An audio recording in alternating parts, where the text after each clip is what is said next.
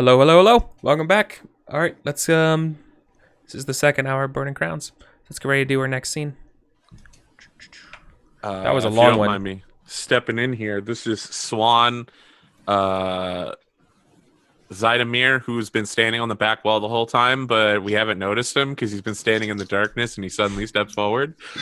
Krishenko, who I think is downstairs, and I call him forward in Aurelius for like an impromptu council meeting. And I specifically motioned that Zydomir should come over for like the first time ever. Zydomir, I think when you beckon Zydomir over, and he does that thing where he's like looking around. He's literally saying it's a wall. There's nothing in his direction. He's like, wait, oh, me? Oh, okay. And then comes over. Poor guy. Lord Krushenko, it's good to see you. Yeah, I mean, I guess he's... You know what? I think he's changed a little bit. I think he's been cleaned up a little bit. He's been hitting the gym. Good. All right. And, Lord Krushenko, yeah, how have your Count etiquette lessons with Mason been going? Fantastic. Mason, despite their demeanor, has quite the sense of etiquette. He says, lying to your face boldly. Okay. That's interesting because she just interrupted a meeting with a lady of a noble house several times, and I feel it's time for you to revamp your efforts in this particular regard. Screw you, dude. You know I sold that meeting. Pray forgive me, but wasn't the meeting successful? This meeting was successful. However, it is future meetings that I worry about. And Mason's own disregard. My understanding is that she attempted to barge into the throne room of the king. Now she wears a rat on her shoulder. Clearly, someone must help civilize this woman. I'm trying to think of a good excuse for... I'll see what I can... I think it just says, I see what I can do, with no intention of following through. Balancing the rat on my shoulder is me trying to maintain proper pose. You know, it's about... I'm definitely going to double down on this one, then, and be a little threatening. I'm just like... Command him? You tell me in a second. I'm going to be like, well, I can only hope that your efforts to civilize Mason go as well as Zydomir's efforts here to raise your son as a proper knight.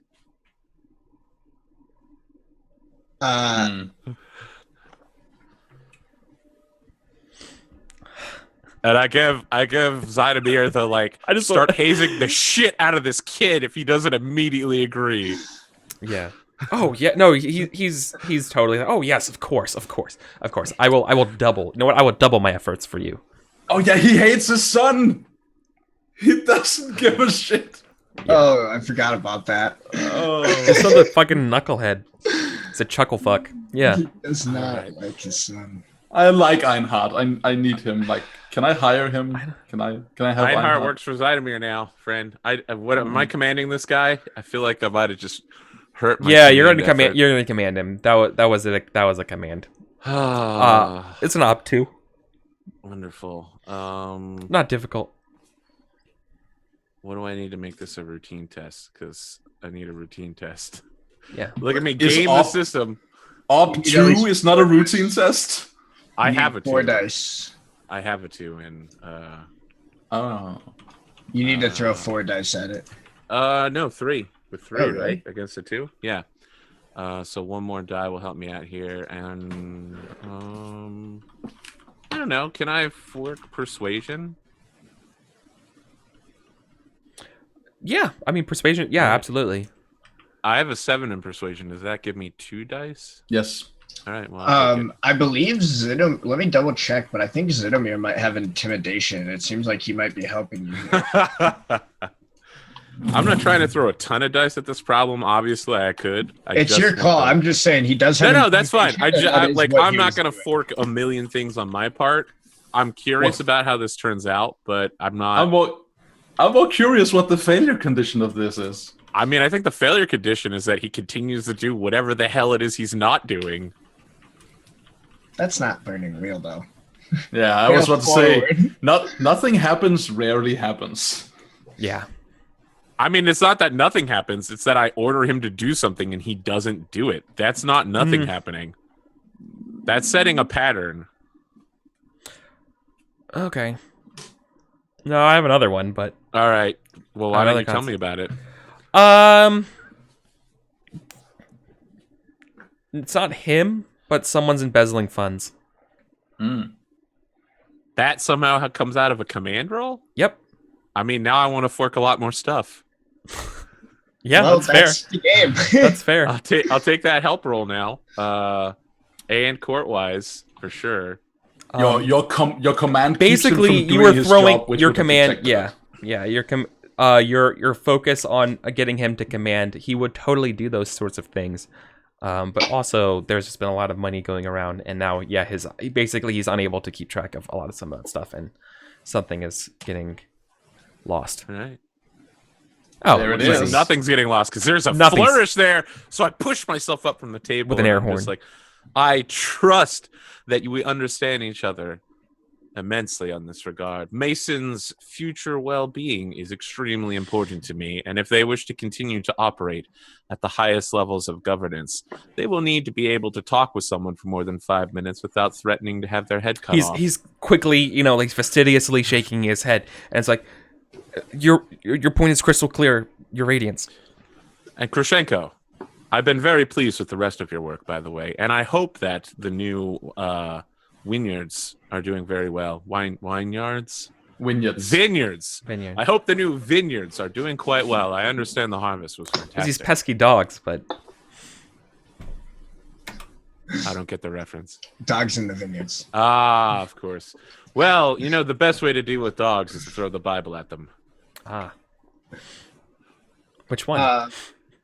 This is getting too rich yeah, now. no. It's the fourth wall. Yeah. And I gesture for him to like. Yeah, the fucking smoking guy's like, I got a problem with hounds. No. Okay. Bring me 10 dog asses. I want Cytomir to be He here for the definitely- next part. Yeah, he's there. Cytomir, please. It's been some time since we've talked. I almost feel like we never talk. How has young Einhard's training been He's going? just like, you know what I mean? Just rubbing his temple or his arch, and he's just like, Wait a sec. Before you say anything, I think Sam was going to play Cytomir. oh yeah, sorry. I don't care. No, go ahead. I thought we were going You to go show ahead. a I'm voice sorry. for Cytomir. Yeah. Oh, I totally forgot about that. Yeah, I thought you were No, going to... you play him. You play him. Okay, yeah. So he He's your boy. looks at you and says, well, I could use some help with the training, your eminence. I'm good at hitting people, not at teaching them to hit people. Interesting. Adorable. Zydomir, I believe you should liaison with Mason as the leader of the armies. Try to find someone from the Iron Claws or the Drakengard. Several trainers to help you teach the basics. When you say you should talk to Mason, he blushes furiously. He completely ignores it.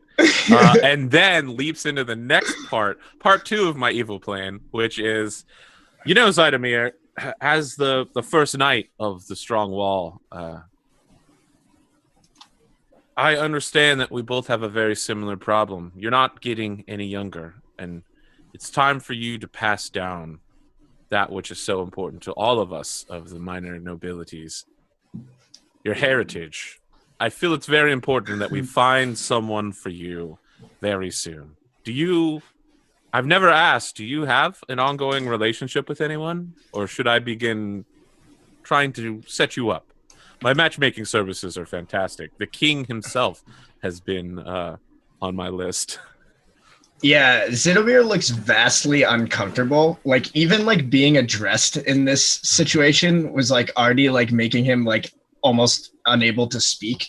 I think, like, when you say that, he somehow, it seems impossible, but he somehow blushes even further. And he, does he admit I think there are too many people in the room for him to admit to anything. I think he just kind of like looks down embarrassed. Good. Yeah. And now I begin the third part of my evil plan. And Zydomir, while you're spending time with Mason, I want you to keep a very close eye on her. Have you ever heard the tragedy of Tar-Baphon, the Necromancer, the Whispering Tyrant? The true story. I thought not. It's not a tale the church would tell you. Tar-Baphon, when he became this undead, using the access to unnatural abilities that necromancy gives you, was able to hold off the forces of several different churches and gods for over 600 years, extending his life and those of his allies forever and ever. And do you know how many mortal knights fell before him?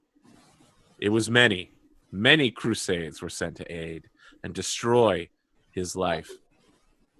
And the gods, in the beginning, would not help these knights until at the very last, during the final attack on Tar-Baphon, finally the gods gave some small magic power to intervene on their behalf. And so, Zydomir, the lesson of Tar-Baphon, the Whispering Tyrant, is twofold. The first is that you must always have faith, for at the last minute the gods will come to save you. And the second is that you can never trust a sorcerer. And so while I set you to work with Mason, keep a close eye on them, that no corruption has tainted them. For all sorcerers find their magic addicting, and will continue to follow down a dark path. Keep a close eye, for if she turns, only a strong knight such as yourself will be able to slay her in a matter most heinous. Plan complete. Sweet. Tragic love story begun. I think like as you like finish that, Zydomir is like not really been able to like, he's just sort of been doing the same thing, is like trying to say something, not really sure. And so Aurelius speaks up and says, to that end, Your Holiness, perhaps we should commission Sir Zydomir a suit of armor befitting of the leader of your holy order of knights. I was considering having several suits of order commissioned for all of us. I like when you say that, I sort of like nod my head. I say, I appreciate. I know that you can gesture. sheathe yourself in righteousness, good prophet. However, the rest of us are far more mortal. Yeah, he just nods his head. And then I will say, is what's his name, Krishenko, still in the room? No, I dismissed him. No. They were dismissed. Yeah. I'll say, Sir Zydomir, will you give us a moment? And then Sand turns to himself and is like, "Oh, of course." Yeah, he leaves, and then I will look to Count Swan and I will say, there is one thing I did want to mention to you, Your Holiness. Something I've taken umbrage at, I must admit. Will you permit me to speak earnestly? Well, it seems that I allow Mason to speak however she speaks, so go ahead. You said today in our meeting with Lady Arovetti that you were not hiring her as the chosen one. Indeed. I would not hear you speak that way again. You are the chosen one. Every word that comes from your mouth, every action that you do is the action of a chosen one, the chosen one. Keep that in mind, Your Holiness. Nice. Keep the following in mind, that when the chosen one goes to the bathroom, no one writes about it. Sometimes we must undertake tasks as a simple man. No one writes about it, but don't forget that even the excrement of the chosen one. Where are you going with this? Swat just starts drinking, waiting to see where this is going. Long pull of orange juice here. It is above that of a mortal man.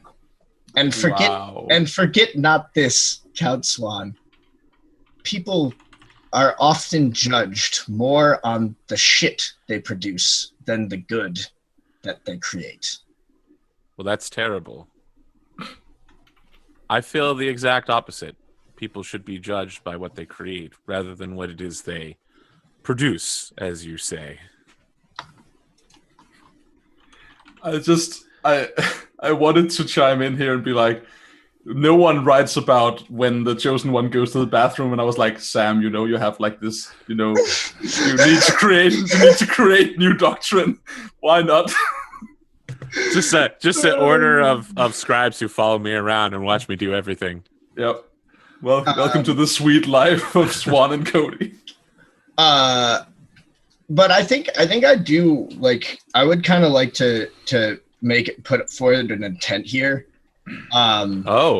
Because like this is actually like something that's important to Aurelius here. Is like that's like honestly kind of disrespectful for you to say something like he took that very amiss when you're saying like, oh, I'm not the chosen one right now. Like I'm gonna take off my chosen one hat. Like the idea that you can take off the chosen one hat is like enough to Aurelius. But what do you want out of it? Yeah, so that's why. Is there a way that like I have a question. You want him to apologize? Can Is that what you're trying to get to? Counter argument you? Hold on. Well, hold on. Let's hear what. What I want is I want to basically make it so that Swan realizes and like basically. Oh yeah, he put his foot in his mouth. Yeah, I basically want Swan to realize like, yeah, I can't be talking like that. I need to accept. I want Swan to think of himself always and first and foremost as the chosen one. Abadar is always watching. Exactly. Yeah. Maybe that's perhaps what Daniel just said. Like that sounds right. Like you just requipping it, being like mind your purpose, or like mind what status you have, and then whether or not I don't know. Basically, the point that I'm trying to get across to Swan is that Swan does not get to act as not the chosen. Yeah, this is you're the divine ref, and you're blowing the whistle, and it's like warning.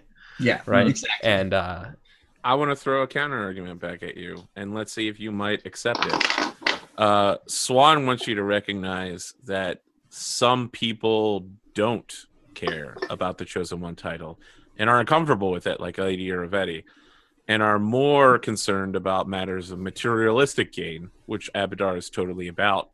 And that Swan is absolutely willing to set aside religious trappings in order to get things done. Because that's what Abadar would want. Sweet, like what's in question yeah, is whether or not that's okay, right? Yeah, whether or not though you see it that way, then Sulius. Because I don't. What Swan is trying to point out is that what's more important might be his ruthless practicality that is what Abadar has chosen. This is and that setting aside all things in pursuit of a goal might in fact be the end goal of being a chosen one. I mean, you're basically asking utilitarianism versus deontology. Yeah. That's what I was about to say. Is like your point is that the Holy Lord Abadar cares more for the result than the way it's done. Yeah, no, I think that's. Is it a versus test or a DOW? Yeah, I think a versus test might be fair here. I don't think a DOW. Sure. There's no DOWG needed right now. Unfortunately, I think this is very obviously suasion or doctrine. This sounds like suasion on your end for sure, right? Because this is in his best interest as chosen one and his soul, right? That I'm totally there with you on that. This Yuki Abadar hates red tape. That's a good question because Abadar's also the god of rules and regulations. So whether or not that's true, there's multiple sides to this, and there's definitely the side about the free enterprise. There's definitely a side about what matters is the most good, but the other side could be what matters is by the books. Like and depending on you're a prophet, so like you kind of are in this weird space. But I definitely think you don't feel like you're in a weird space. You feel like you see the lines for exactly what they are, and you see him. He's on the other side. So like the actual like objectivity of like the objective truth, it doesn't matter in this situation. It's what you think is going on, right, Solius? So regardless of, you can have the discrepancy, the philosophical disagreement, like between what Count Ronald perceives as true and what Solius says is true. But this also could totally be a role because like this is what you believe. So I'm all about that, right? And I think a versus test. But what's on the line here? It's whether or not so if you win this test, Solius, then the outcome of this test to me is that Count Ronald would recognize whether or not he acts on it or not. He recognizes that he stepped out of bounds, right? Like, I think for me, it'd be recognizing that it's important for Sulius to, even if I don't believe it, put that's, on the act. That's totally fine. Of always being chosen-y. Yeah, exactly. You recognize that. Oh yeah, that's really important that I behave a certain way. Right. Exactly. That's well said, AP. Yeah, that's exactly right. Obviously, Aurelius would hope that he actually imparts the importance of act, but like the response could be absolutely appeasement. Appeasement for sure. And then if I think if AP wins here, basically Dimitri or Aurelius is agreeing to sort of keep his mouth shut when Swan's doing what he needs to get done to make the deal happen. Right? This is literally, this whole role is the opening scene in Swan's biography, The Art of the Deal. That's a really good point. Yeah. So one more time, could you frame what happens if you win this AP again? What's the outcome? I think that Aurelius kind of steps aside with the finger shaking religion thunder guns when Swan's like, all right, this person's uncomfortable with religion, like it's time to set that aside and just be full on whatever I need to be in the moment. Sweet. Yeah. All right. What is Swan using persuasion? Because I feel like Swan's. It sounded like suasion. I think it's suasion for you. For who? I think it's. I don't. So both? there's an argument to be made here for like all kinds of tests. I feel like this could both be like ugly truth. This could be rhetoric. This could be suasion. This could be persuasion. Oh, I could definitely see. I definitely see Sulius' side as suasion, right? Yeah, you're chosen one. It's on your behest. You gotta behave a certain way. Sulius is absolutely suasion. Ronald ugly truth seems pretty good. But I only what was the have other ugly ones? truth on learning, but I'd be interested in enrolling it. I'd absolutely lose though. Right. Well, I don't want to.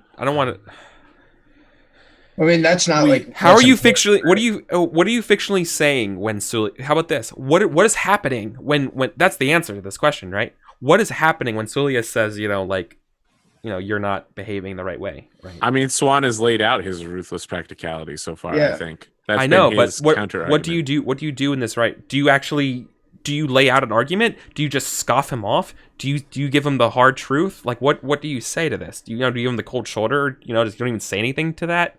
That's the answer. That's the answer to what kind of test this is. I think Swan counter drives like immediately is just like, there are times when I need to be something other than just the chosen one or something apart from the chosen one. Rhetoric. Look at the thing that just happened here. I think, then that opens it a lot. That sounds like rhetoric. That's not ugly truth then. That's not persuade. Maybe it's persuasion, but probably rhetoric. All these people, because it sounds like, dude, you just said you're making an argument, right? So if you're making an argument, it's probably taking me away from my persuasionary roots. So let's recognize for a second here that there is a space in which you're not convincing him. We as the players are not our characters, and if AP is like this, Swan is persuading, then we should be accepting of that. Absolutely, in a general sense. Absolutely. I mean, I feel like I'm trying to persuade him, but if everybody is against this issue, no. But here's where I think the line gets drawn for these types of tests. Persuasion is getting someone to act in their best interests, right? Or it's about offering something. Yeah. That you're like, oh, well, if you let me do this, I will better be able to bring Abadar's light to the heathens. it will be easier and people will be safe, right? Then you're countering that, being like, But if come on, come over to my side. But come if you're not trying to entice the person to come to your side, you're actually trying to bolster your own side in a way. Then I feel that's rhetoric, right? You're building up the case for your argument in a way that's not like trying to convince them. It's like, no, but here's all of my evidence. This, I don't think I'm explaining that clearly enough. Like you're not going after what they're saying to like get them to see it your way. You're just doubling down on what your side is, and I think that's what rhetoric represents, right? Rhetoric is the presentation of the idea, and then being like, you see, exactly. While persuade is a little bit more quid pro quo. Persuasion requires a quid pro quo. You get this for doing this. Burning Whale's classic. Which social skill to use? Dance. Yeah, that's exactly right. And the answer is more than often that. I'm the GM, and I'm saying it's rhetoric also. So, this is a versus test. So cool. Let's build this up. Well, I don't think I'm gonna get any useful tests out of this here, so I'm just gonna really fork a lot of stuff in. Go to town. So I've got doctrine. I don't know. You didn't say anything about doctrine. Okay. Abadar wise. Yeah, I mean that would make sense, right? Let's see here. Remember, I think the fork doctrine, you really should be doing those like made up bullshit quotes. Yeah, like a bullshit quote. Like, remember Abadar 614. You don't have to actually know what that is. I'm not telling you to make up these things forever. Just quote random line things and be like, doctrine. Say bullshit. Book. You're a priest. Say something stupid. Hold the receipts. is what that is, right? Yeah. Have your receipts is another way. I think Abadar wise is probably the only thing I'm gonna fork then. Okay. But it's fine. Sorry. Yeah. I mean, if you wanted to fictionally put forward, I would totally say a quote. Don't you have an instinct? Here's an instinct. Don't you have always quote relevant parables or whatever? I do have. Then you have doctrine. Okay, what is the relevant parable? I'm gonna say. I'll say it after. That'll be my closing argument. I'm rolling 8 dice or 9 dice then. Okay.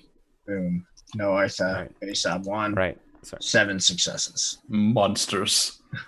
What the wow, 7 successes? Holy shit, any 6s? Yeah, 2 6s too. Yeah, I can't possibly make this. I don't even think I get a rhetoric test on this, do I? This is a difficult perception. That would be perception, yeah. Challenging perception. Except perception only advances on success, I hate to say. Are you sure about that? Yeah, it does. Perception, faith, and resources. Only on success. I mean, I feel like there was no point to me making this test then, but all right. Well, the point was fighting for what you believe. I couldn't possibly win this without persuasion, but okay. Yeah, so I think like I'm sorry. Yeah. Just real quick, I want to mention that I did not mean to fuck you, Ronald Count Swan. In the future, if you want to say it was my intention to make this a persuade test, that would be enough also to warrant perhaps, right? Or we could make a better compromise. Not always just defer to what I say in that way, right? Well, like what Mason said earlier. That's all I wanted to say about that real quick. From my side, I feel like I just punished you in a way that I don't think that was my intention. I was okay with Sam just making a test at me, but when I wanted to make a counter test, I wanted a chance of actually winning. But yeah, sure. Well, 5 dice versus 14 is not a situation I was going to come out positive on. Okay. Yeah. All right. Not without a lot of 6s. You want to spend fate, Sam? No, it's fine. No. Well, I mean, but the results also you recognize that this is important to Zulius, right? I can see that. So that's fine.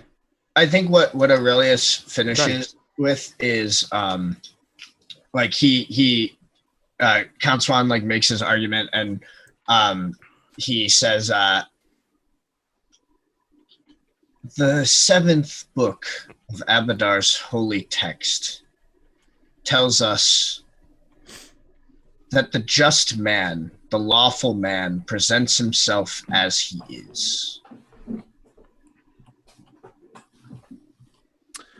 I think Swan coughs into his handkerchief again and says, Aurelius, there will be another price down the line for this action, but yes, if you believe that it is important to your position that I continue to maintain my chosen status as being among my primary attributes, then I will do it for you. So as like you're saying this, like Aurelius is like standing up and like walking out of the room, and he like opens the door, and like as he does, he like does the thing from House of Cards where he like knocks his ring against the wall, and we notice for the first time that he's wearing a ring that we haven't seen him wear before. And I'm really worried. You gonna murder me real soon? Throw me in front of a bus? And as he's leaving, he looks over his shoulder and he says, I don't want you to do it for my position. I want you to do it for your soul, Your Holiness. And then just walks out. Sweet. Nice. Good scene. All right. Cool. Well, I think it's probably time to meet the Diabloist. Well, I was gonna convince this lady to join my merry band. Oh, that's right. Let's do that. Okay, then let's do that. And then convince a Diabloist to do the same thing too. Yeah. That's the plan. Okay, so It let's. becomes a literal Suicide Squad where they sign their souls away to a devil in order for power. Yeah. So, yeah.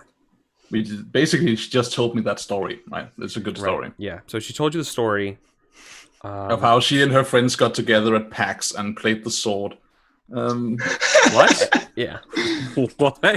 Oh, that whole story Eric came up with is the sword. It's a burning wheel sub. Yeah, it's a classic con adventure for Burning Wheel, where you all go into a dungeon and you all want a sword for different reasons, and you all end up arguing and fighting with one another. Okay. Trying to persuade each other or fighting each other for getting the sword for that reason.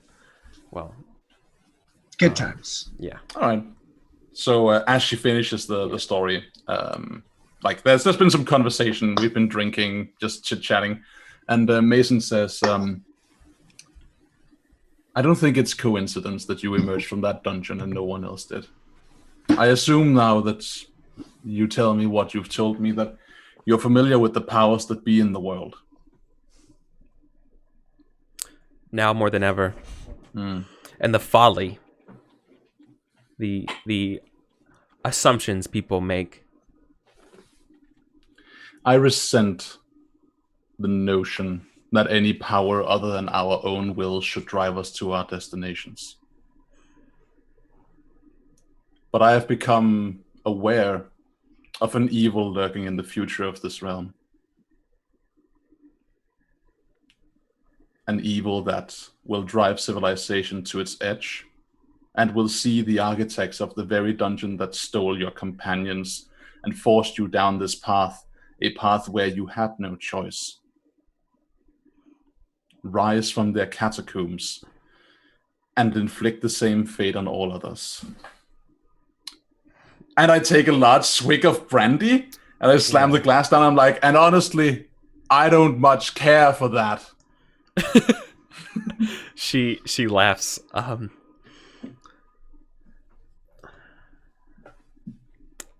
I don't think what she knows and what you know is different. Mm-hmm. So when you say that to her, there's definitely a to her. Like she's like pondering this, and she's really thinking about what it would mean to have a group of this, because she's always been on her own. Right? She's always been the person who had to do everything herself in order to get anywhere. So the idea of offering her this thing is just different to me. So I think she's probably says something like, I don't know. To be honest, it just seems so weird to accept this invitation to this city and find people who are like you when you've never met anyone like yourself before. I can relate in all sorts of ways. I used to believe I would be in pleasant company all my life. Then fate snatched them away to a person. and I was left carrying the weight of the world on my shoulders, carrying myself as though I were a master, because I had no other choice. If I admitted the truth to myself in that moment, I would have been crushed by the malfeasance of fate. I would have you join me. My mother did all she could for me after my father passed away. I too felt the crushing burden of fate. The only way to get out of it is to act on your own.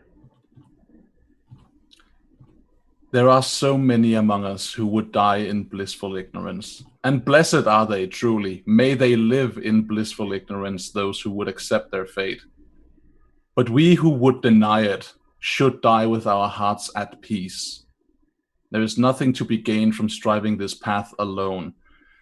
It is folly to strive to carry the weight of the world on your back alone. It will break anyone. I speak from experience. You must rely on others. I don't ask you to throw yourself heart and soul into this, but I ask you to take my hand, and I extend my hand. Yeah. And join me in this endeavor, and see if I don't speak truth when I say that we can stick it to the gods and fate itself better as a group than we could as a person. That's a pretty clear intent, so let's get ready to make a roll for persuading her to join you. Let's do it. She's got to have big will. Yeah, Yep. she does. What's the failure condition? There's also, let's see. So, I know, like, I obviously, like, the failure is, the obvious failure is that convincing her, given the circumstances, isn't enough. She needs more proof or something like that of seeing the value. She needs to see the value of a group demonstrated to her in a way that she'd be willing to. So I think really just you lose the opportunity. All right, I'll take it. I would be willing to accept going with the non-obvious solution of her joining up, but not really being in it heart and soul, and that presenting an issue. Yeah, that's the other one. Yeah, or getting you guys on side of. Yeah, okay. You know what? I prefer that counter one. I prefer the consequence of failure is that she joins you, but she definitely sees this group more about how it can serve her and her own needs in a way. Yeah, I'll take that. Absolutely. Okay. So I feel like what I did was persuasion, even though I shouldn't have. I should have aimed for something else. But here we go. This is a. It should be a 5, but it's actually a 6. All right. Can I argue that it is brought down by the fact that I angled for something that seems to be close to her heart? That's why I'm saying it should be 5. But it's a 6. So it should have been a 7, but it's brought down to a 6 now. All right, cool. Do I have any other fictional positioning I can go with? Her hand has been like touching the sword the whole time, right? Like doing like a nervous kind of like finger, kind of like, you know, the rippity tap trumming. Yeah. Oh, I'm gonna argue. I'm gonna see if I can jockey for advantage for my reputation as a sorcerer, for being basically in a position where, if I am saying this, that means that like she can take that to the bank. Some Joe Schmo says this stuff doesn't mean anything, but I'm a sorcerer. Yeah, you know what? Yeah, and you're a general. Yeah, that's okay. Okay, yeah, you're right. There's certainly a credence to you in particular that she admires. Sweet.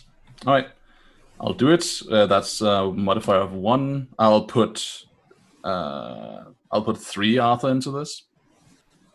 Wait, what am I shooting for again? That's up 10. I'll put 2 Arthur into this. And survey says we're shooting for up 6 here. Yeah, nowhere near. Let's you got a that. 6. Yeah, get a fate. Yeah, but I need to. So the effective obstacle is doubled. Remember, so I actually. 12. Yeah. But yeah, nope. Okay. Okay.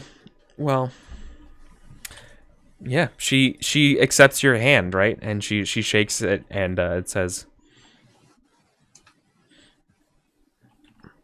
"I think there's a lot we can learn from one another." I agree. And I look to my hand and I'm like, I just realized this myself as a player, so Mason just realizes as a person. I thought, what a meaningless gesture coming from me. I'm so sorry. But I do mean it in the best possible way. She actually wants to talk to you about another thing, though. Something magical related. Oh, shoot. What do you know about places beyond our own? Or worlds beyond our own? Yeah, the things... She kind of like laughs, like the children's stories that we would have heard. I'm not unschooled on the subject. What would you have me tell you? What is it you wish to know? As you can imagine, telling you about this world alone would take a long time. Telling you about multiple. Swig. What do you know about beings who can make them? The beings who can create worlds? Yes. I know that I am one such creature. Though it is still far in my future. She says, yeah. Well, let's hope that we don't cross paths then, because otherwise I might have to kill you. I would have you stand by my side instead. What may I call you? Lady Iravetti. No, I mean, her first name's... Like... Oh, no, her first name's Iravetti. Her last name's Kashruko. Yeah, and I'm asking because I want... Like, if she says you can call me Queen Shrutu or whatever, then I'll be like, okay, cool. But if she's like, Iravetti, then I'm also cool about that. I just want to know what she prefers. Yeah. I mean, she goes by... She prefers Lady Iravetti, but it's... her last name's Castruccio. All right. Lady Iravetti, then. Yes. And yeah... really, Mason shaking hands is completely meaningless. It's supposed to signify you don't have a weapon in that hand, and that doesn't mean anything. Yeah. All right. So, is she like satisfied with her line of question, or does she have like more questions along the line? No, I think she does.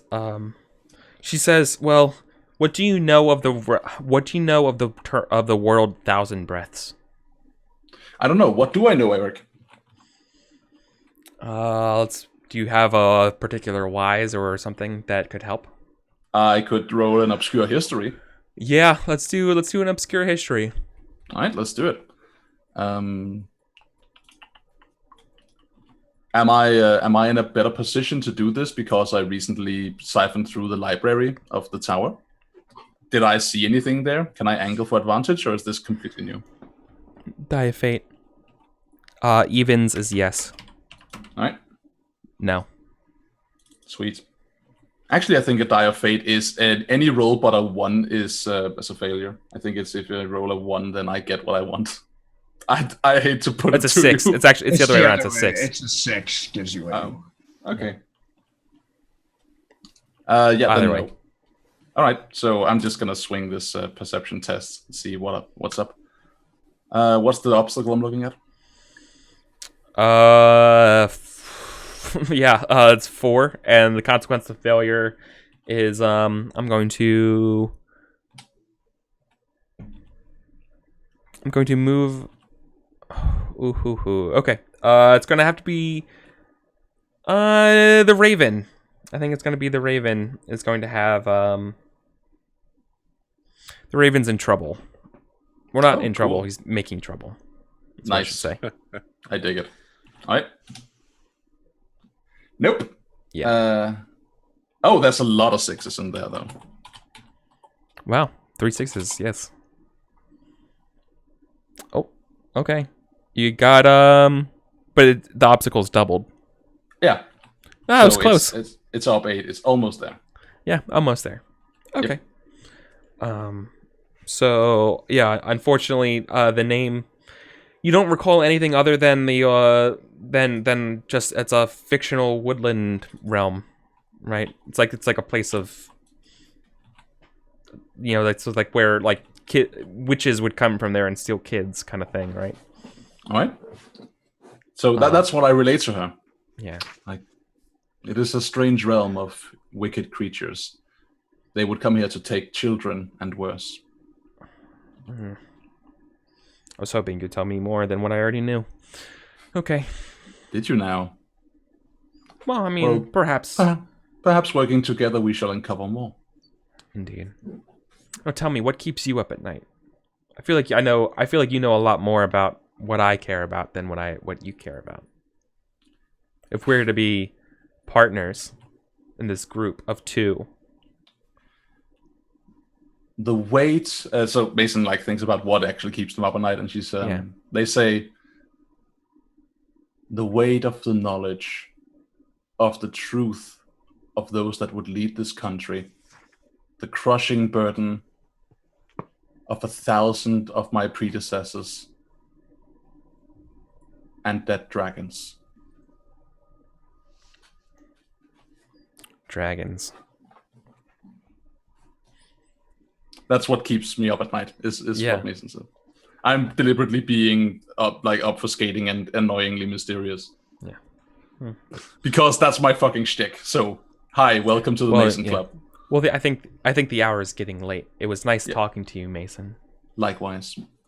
Cool. We shall speak more in the future. Indeed. And Mason is off and takes a rest. I need to get ready for tomorrow's board game. And we were meeting in the 4th wall, right? Yeah. Yeah. Okay. Boy, there's a commotion outside the place. Outside the 4th wall. Do I happen to walk into it on my way out? No, because I think it would be Lady Iravetti who's walking into it. All right. And well, I would probably no, never mind. Yeah, go on. well, what you hear is like a couple moments after her leaving, you hear the Raven scream. You have a lot of nerve showing your face in this city. I look out a window, like what? And you see like the Raven and a little small cadre of soldiers, kind of they're obviously drunk, kind of just coming back, and they're harassing the lady and her own small little group of guards that were stationed out front. What colors are these guys wearing? Commotion. Oh, these guys are actually they're a 3rd mercenary group. I think they belong to. Is it the Mannings? Yeah, they're one of the owners. Yeah, one of the companies of the Manning Zone. Yeah. Cool. So it's really nice to see this happen to someone other than me, by the way. Yeah. Yeah. I think I was about to say like I go out there. Yeah. Or do you just let it go on? No, I think I'll go out there. I'm gonna go out and support my buddy. Okay. Aren't they both your buddies though? They're totally my buddies. Those are the only 2 members of your gang. Just real quick, Aurelius and I are at the tavern. Do we also hear this? Yeah, of course. I would love to meet the Raven. I mean, he threatened to stab me with a sword. Yeah, that did happen. Yep. And there's definitely a the lady doesn't really want to deal with this, right? She's like, this is not the time, and we were just leaving this place. And and I think I just hear the Raven kind of just like with his buddies and stuff like, yeah, that's right, you better fucking leave. Right. Kind of thing. It's not going to devolve into anything like that, but it was a tense couple of moments. All right. So but then the Raven sees you guys come out, right? And is that you guys, Raven? He stumbles over and looks and is like, "Who are you?" I'm Count Ronald Swan. I'm delighted to meet you. I've been trying to get a meeting with your offices for some time. Is there any chance you'd like to come inside and have a drink? I'm busy, as he and his buddies. Busy purloining my employees outside my establishment. Come, have a drink. That I feel like that's gonna have to be our role versus test. Fantastic. I mean, that's what I do. Actually, it's a persuade test, I think, right? You have to persuade him. The consequence of failure is that he pees on your 4th wall and just leaves. I mean, I feel like I would be fully justified having him killed at that point. Whether that's true or not, I don't have rule of law. But you be on my establishment, I fucking murder you. Whether that's true, I don't have rule of law. Let me ask. I'm curious. Can I throw Bandit Wise in here? No. I don't know how bandity this guy might be. He's not because he's not a bandit. Do you have Chosen Wise? He's also not a noble. I'm not trying to do noble, but I would love to throw in haggling, administration. Kind of not really a peasant. I said haggling, not okay. Haggling and administration. Haggling is bordering over or negotiating wages. Right, but I'm trying to get him into a wage negotiation. I'm trying to buy his services. That's what this is all about. Oh, okay. So I'd like to do command as well. Command, administration, haggling. Man, this is so weird. These are all things I don't normally fork to this particular skill. And maybe some sort of reputation. Oh, can I fork my my chosen-y reputation into this? My new being repudiated of the gods as a chosen one of Abadar? How does that fictionally come out? Fellow chosen? I'm literally standing next to Aurelius. Maybe you wanna. This guy doesn't like me very much. I don't give a shit. It's your job to announce me. Oh yeah. So I guess when you look to me, I guess, and then I sigh a little bit, and I look to the raven with an air of disdain, and I say, "May I present His Holiness, the Chosen of Abadar, he who will defend the wall against the end of the world, patron of the arts and industry, commander of the Greenbelt Irregular Militia, His Eminence Count Swan." By the way, the Raven is totally played by Mads Mikkelsen. Yes, I'm on board with that. That's a very different image from what I was thinking. I was thinking like a young, black-haired Matthew McConaughey. But all right, let's go with it. Yeah, no, it's definitely Mads. All right. Can I throw in my chosen reputation? Maybe he's like, oh, another chosen. I'm interested. You might be able to take advantage for it. Yeah, it's not technically forking, but no. Well, the thing is that I think his no, I don't trying think to attract his curiosity. All right, no, all right. Anyone? If you do, I think that would change the consequences of failure than what I had intentionally. I feel like that adds a really more higher stakes twist to what's going on than what I had in mind. I really want to have this happen, and you're saying high stakes, so let's do it. Okay. if you want, I guess I could help if you really want me to. No. I mean, I would love for you to help, but I understand if you don't care because this guy is basically a huge jerk off. The consequence to failure to this would be if you want his attention, you're gonna have to fight him for it. Perfect. Sweet. That's what I had Mason for. Turn him into a frog. No. I mean, maybe. Yeah. We'll see. Zidamir. Mason, turn him into a frog. Oh, yeah, Zidamir. That's why I built Zidamir, in case somebody tried to off me. So the real question is, I turned to Mason because I vaguely know. I sent Mason to get his thing, so I assume that they know each other. I don't know anything about this weird Suicide Squad pack that you have, or that you're best friends with this dude. But I'm looking to you to help with the introductions here. I think I go over. Eric, can I, like, what's the level of buddiness allotted to us by virtue of how drunk we are? Oh God. Well, how drunk is he? He's not that drunk. Okay. He's just he's loose. I'm a bit drunk. I think the real question is, do you want Artha for your drunk trait? Hell yeah, I do. So this is your moment to make this bad. I go. Let's see if this gets me trouble or not. I go over. I put a hand on like the back of the raven. I'm like, "Hi there, friend. This is my other friend. His name is Ronald. He wants to have a drink." he has very good booze in there. He spits and says, "Yeah, I know who he is. Like, obviously, he." That's right, you do. We talked about him at some point. Remember? Yeah, he mentions, yeah. I do. He's like, very much so. Clearly, he was lying about who were you the first time he That's fine. said that with you. I feel like Ronald is at all times with this guy. Really wants to hire him and figure out what's going on, but also wants to just murder him in the street to make a point. Yeah.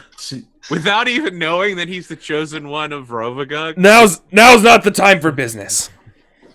All right. What's the obstacle? What's his will? Well, I think with the chosen, it's gonna increase to Okay. get rid of some of this. Okay. No, it's not. I don't think that's not true. 4. All right. I feel confident. It's pretty. I just need my dice to help me out here, buddy. All right. That's good. That's real good. What did you fork? I forked haggling, administration, command. I got help. Why command? Hold on. Because I'm trying to hire him for the military. I mean, I can take away his success if you want. Right, like Yeah. there's no That's need. There's no need to Six out make of the four. I don't roll give a to shit. like. Yeah. All right. I said command and you didn't say anything about it, but Yeah. okay. Sweet. Let's see here. Wow, I'm actually running a little low on fate for the first time. Yeah. He's in like, forever. fine. It's like one drink, right? And him and his boys show up. All right. I have his boys get served down in the main tavern, and in fact, I take a barmaid aside and like play up the fact that they're rough, tough mercenaries, for like entertainment purposes for the nobles, right? Like, this is a mercenary gang. Look at how authentic we are. Maybe you can hire. Oh one. man, I only just die of fate real quick. Shit Okay. goes If down. it was a 6, dude, shit would have just went down. He would have just literally just beat the shit out of the fucking Aragorn dude in the corner. As he comes in. But I Around here, definitely, he's known as Strider. Oh yeah, well, Yeah. I definitely, Yeah, treat real him fucking mercenary. upstairs. Just like clubs him in the face. Yeah. Yeah, so I take him alone and with whatever honor guard he wants back to the table we were just at, offer him drinks and say, "So, the Raven, I've been wanting to meet you so much. I'm curious if we might come to some sort of arrangement. You might have heard how I'm acquiring the services of several mercenaries at premium market rates. Yours is a name at the top of my list." Thank you, but I already have a contract. Yes, I've heard. I've also heard they have some trouble paying you.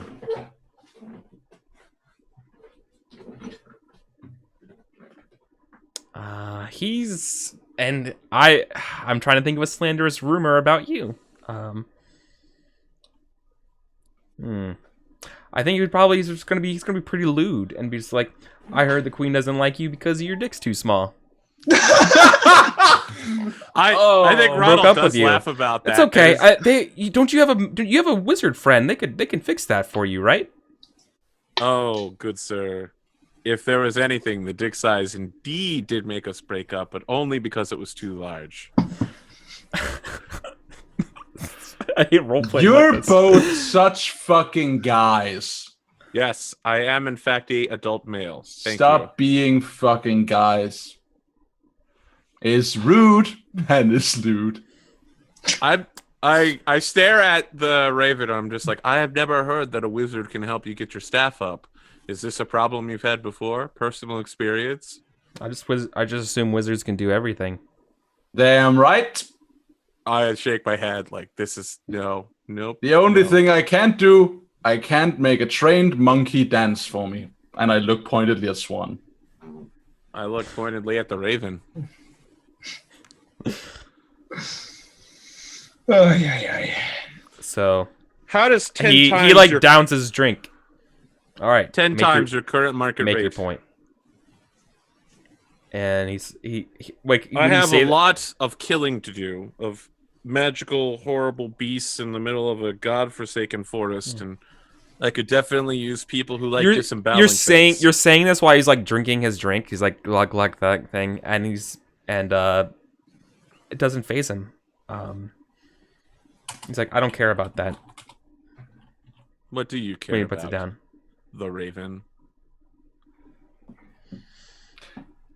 He doesn't get you. Yeah, he's just you don't get it. He doesn't. He's not lived the life, like we have. You've not seen what we've seen, Swan. Yes, that might work very well for the Raven, but I'm assuming at some point his men like to be paid. I lean on the Raven like, fuck you. You've embraced the bosom of fate for too long. What does that even mean? Are you now a wizard? I look at the Raven and I'm like, really? Are you? No. He You just know thinks no one talks he like just thinks that, that you're that so I know, okay, so I'm trying to figure out how he would put this into words. But like You're soft. yeah, it's just that you were part of the problem. And I don't know how he can put that. Your institution is bullshit. Yeah. I haven't heard that I'm Right. a particularly keen revolutionary. If you want to reshape the world, my court's one place where you're going to get a unique opportunity to do so. Not with some sick old dying man who isn't even here. I don't want to reshape the world. I want to destroy it. Wow. I actually don't know if this is the moment where I order him killed. What do you mean, destroy it? What don't you understand? Well, I mean, there's a wide breadth of destroying the world. I mean, do you mean physically destroy the world itself in the core? Do you mean tear down society? Do you just mean brevoy? I'm curious as to the scope of your destructiveness. What is this core you speak of? Everyone knows the world is flat, Count Ronald. No, what? This is literally fucking Galarian. The world is around it. Everyone knows it because they've traveled around it. Yeah. What? Destruction, man. He's gonna eventually destroy the world. Well, he's not gonna. He's gonna try. Luckhead over here is gonna make his best shot at it, and I'm gonna stop him. But until then, I hold my hand up for Mason to be solid. I'm curious to hear from your own words. We can share it. We can. I just keep talking, but I'm gonna stop. But Mason just like keeps saying nothing. What is the scope of this destruction you speak of? I think it says to be determined as he gets up. Have a nice day. Are you a heretic? It looks. Wait, buddy. I feel like the gods very much want this world to be intact, and here I am listening to some street mercenary talk about destroying it as if it's something he could possibly do. You don't get to judge your I'm girlfriend. absolutely Wanted... trying to provoke him into. I know you revealing- are. I know you were trying to provoke him, and I think he just laughs and I think there might you either have to like test for this, otherwise he's just gonna laugh it off to be like, look how nice you were trying to treat him early on, and then now you're just like changing I it was and being trying like, to. you were like raising up, I was like, oh, you're the top of my list, you're the best, and then you're like, look at this fucking street rat, blah blah blah. You know what I mean? Like the Whoa, tone. let's be has clear here. changed. And he just chuckles at it. The best mercenary in the world is still a mercenary.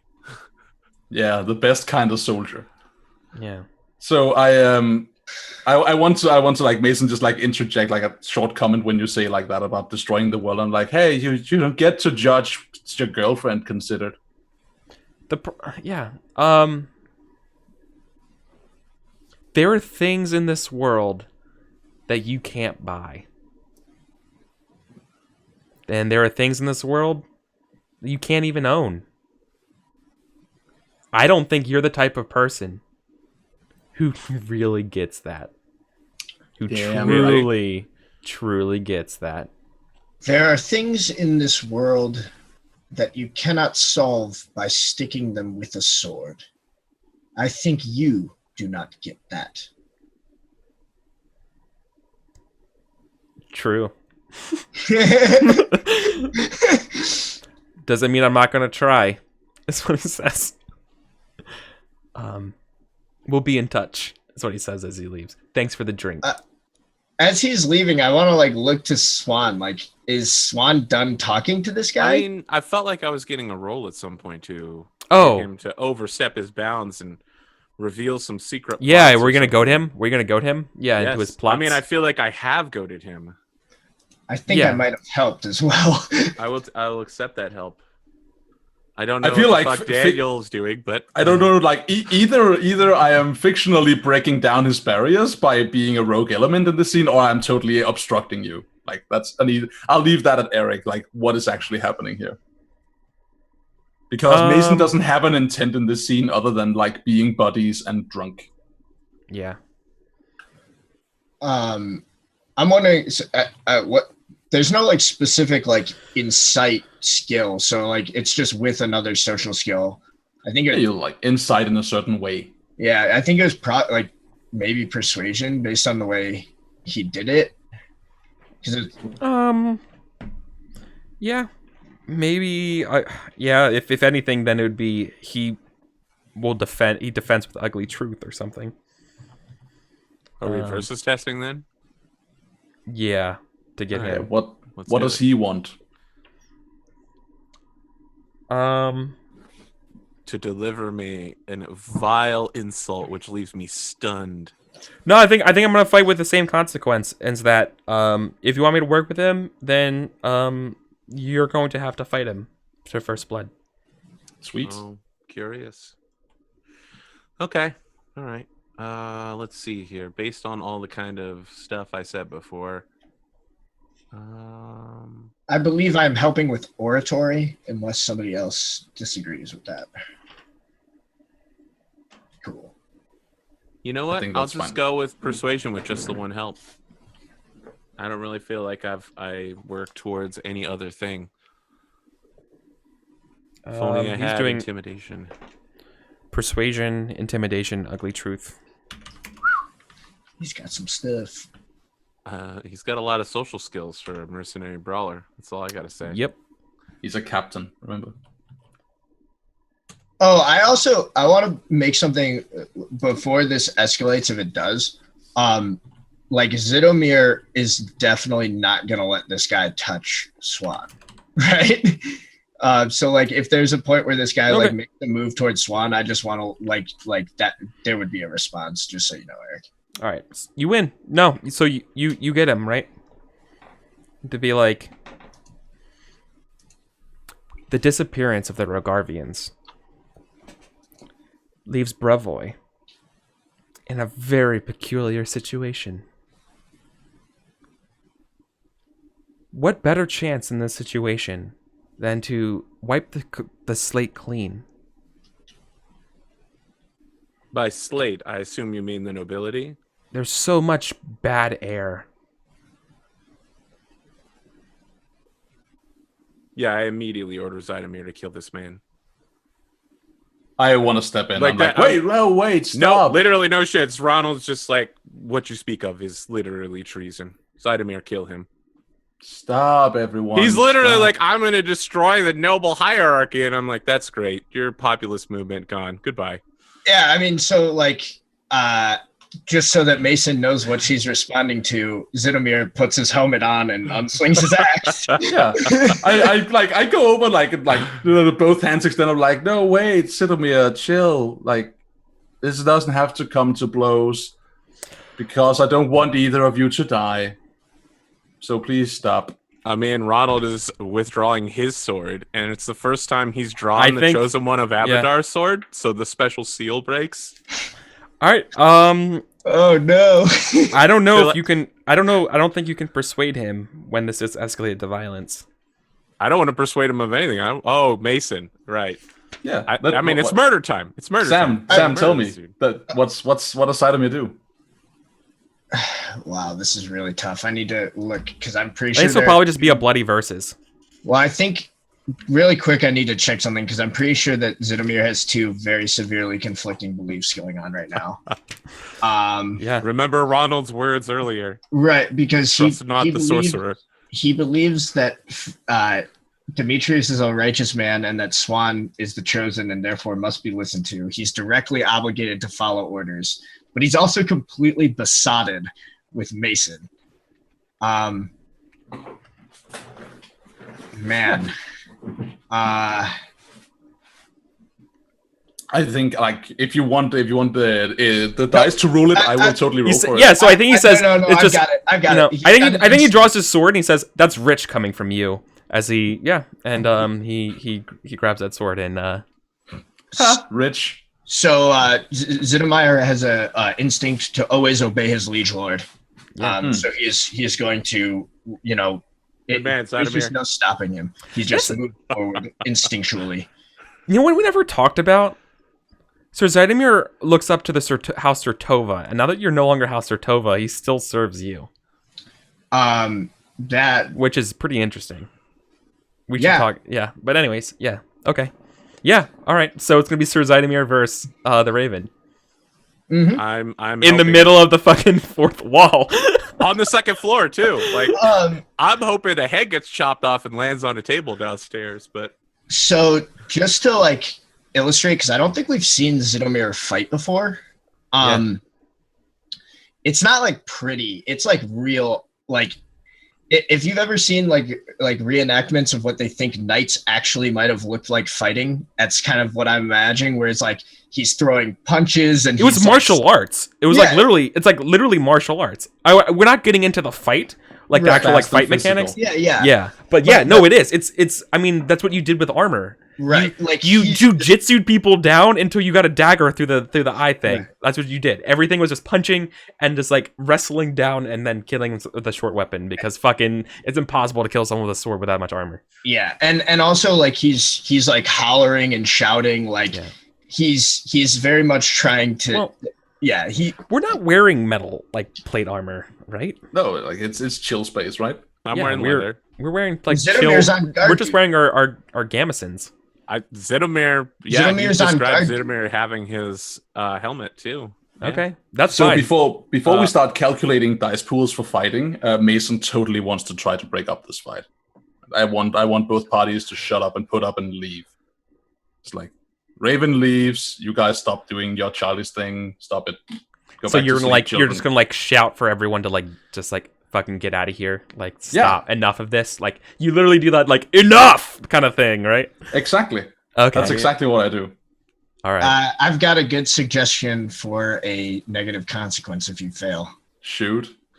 Getting between two people swinging big sharp weapons is a really stupid idea. Yep. Oh my god! One of those big sharp weapons. And that is when Zidimir kills Mason. That's when Zidimir. No, whoa! That's when Zidimir. No. What happens is the consequence of the failure I think could be that he inadvertently pushes you aside on a way that makes you get close to the banister.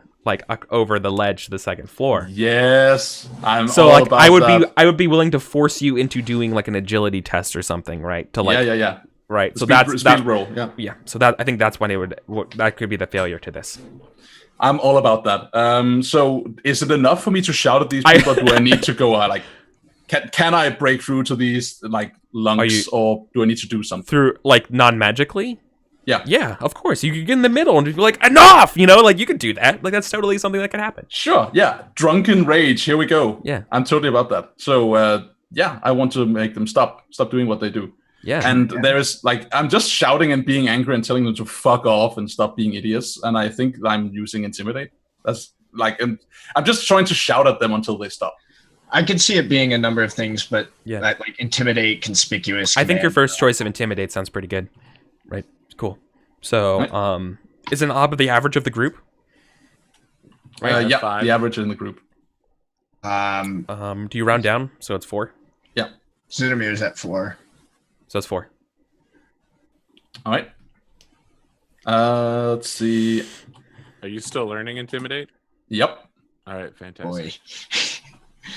Swing. All right, I just need twice that number of successes. On one die. You got it. Yeah, nailed it. Nope. So it's Sir Zidimir who pushes you aside. I think this might actually interrupt the fight if anything, as he throws you to the side, and everyone stops to see you get thrown with enough force that you like stumble to the banister and like. Now let's make an agility test to see what happens, or speed when you hit the banister. Right? Is it like, do you tumble backwards over it? Do you like catch yourself? Right? Like, does it like break? But or you know what I mean? Like this is the scenario that I'm thinking in my head right now of what happens. Speed test. There's a crash, and let's see what happens. Speedy. Absolutely. Let's do this.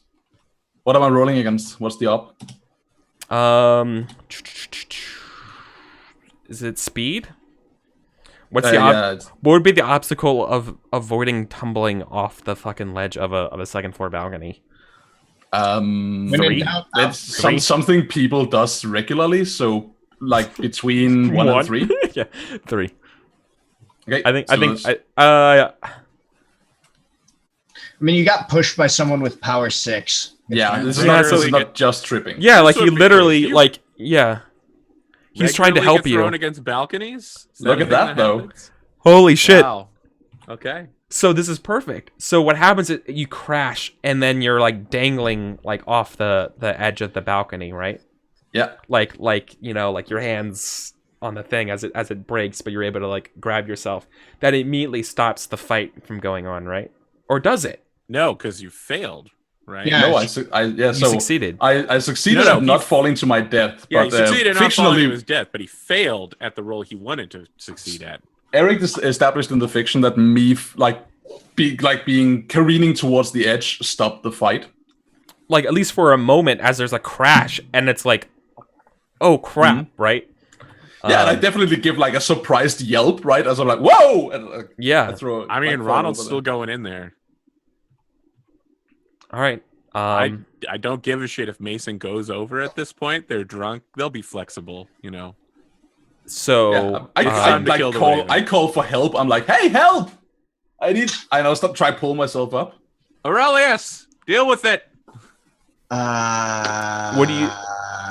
I think Sir Zidamir is waiting to what to do because I immediately. So Zidamir's like facing this guy head on. Yeah, I'm immediately like flanking. His love is falling. Like he's like, oh my, Zidamir with me.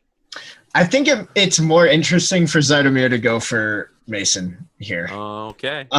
But here's what Aurelius does.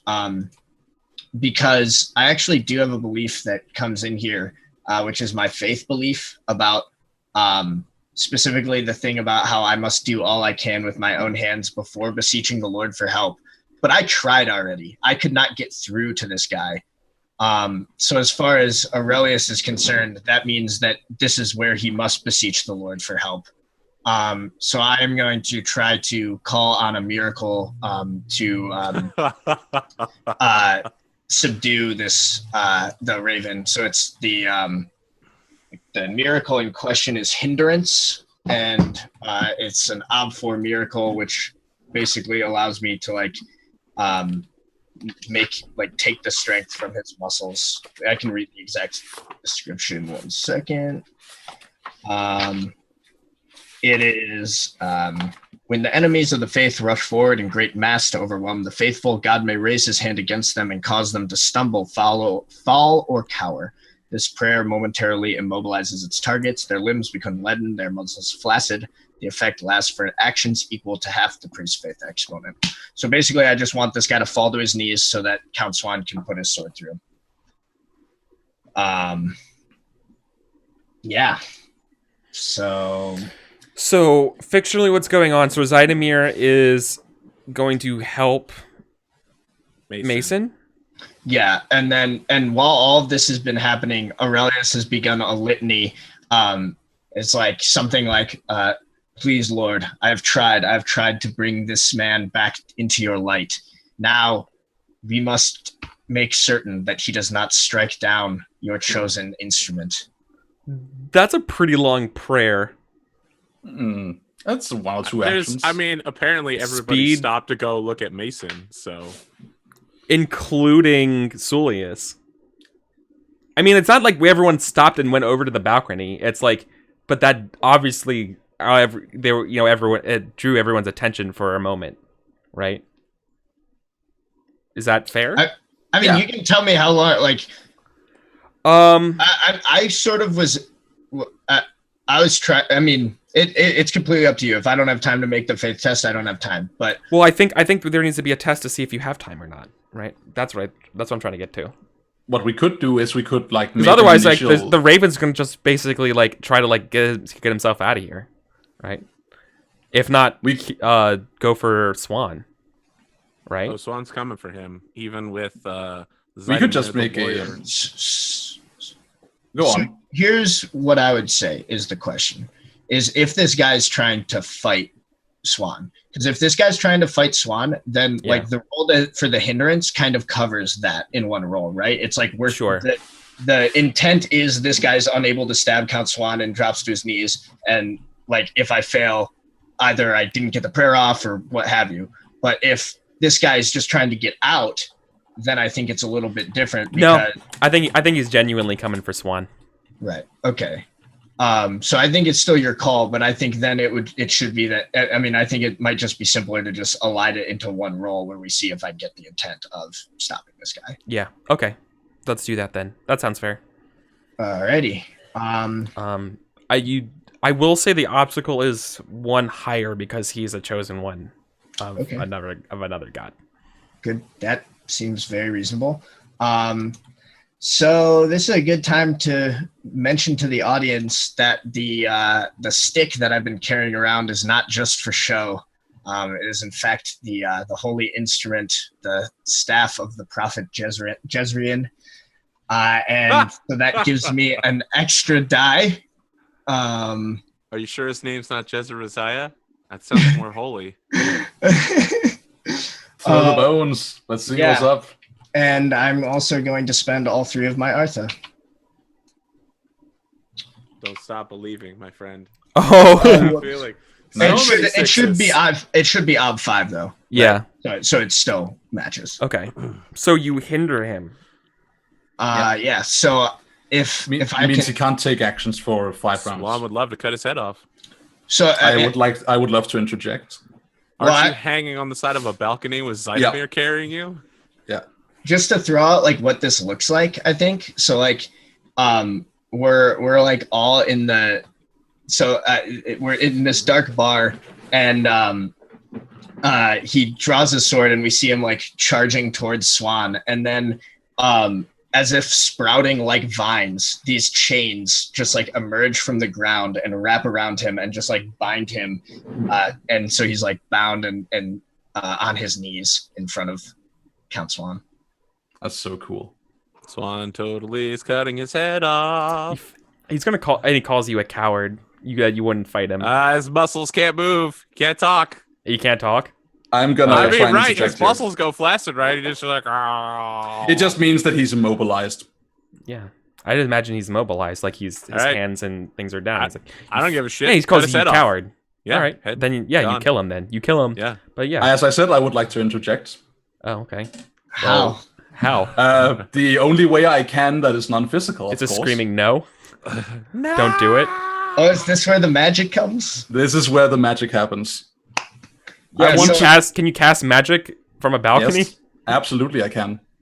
Okay. I can cast just like as I am. All right. Well, I really hope you don't fail a fort test while you're dangling. Then. Oh yeah, me too. What happens? My intent is simple. Mason, seeing this immobilize happen, them. Yeah, like I want to give the Raven an opportunity to like get out of there. And my way of doing this is splitting the room in twain with fire. I absolutely want to oppose this with the speed test, because I feel like people have been doing a lot, and Swan just been like crawling forward, and I want Swan to be like, hell yeah. Okay. Consequence of failure could also be you get burned, right, by the fire. Yeah. So can I just make sure that I'm on the same page here? Is it so? The first test would be Mason creating the fire, and then the second test would be Swan making the speed test to see if the fire acts as intended. Is that how we're breaking this down? Sounds good to me. Yeah. Right.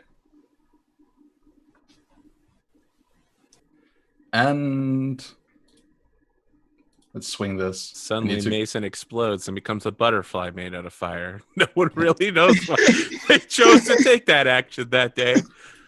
But Zidamir would forever be known as the Butterfly Knight, for he retired to raise butterflies.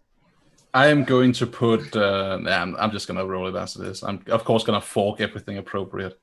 And the way secrets wise becomes appropriate for this is what I'm actually shouting is the primordial name of fire itself. Can I get that name? I just want to write that down for later. It's going to be pretty important. Is naturally not easily pronounceable. Doesn't matter. I'll get there eventually. What's the name? Yeah, it's probably something along fire. It's some permutation of Ignis, right? That sounds right. Well, that got very King Killer. The name of fire is fire. The fact you heard anything at all is really remarkable. Yeah. And I also as I've been hanging there, I'm I'm calling upon fire. I'm pronouncing its name. I'm drawing it into existence, forming the syllables, and then splitting the room with fire.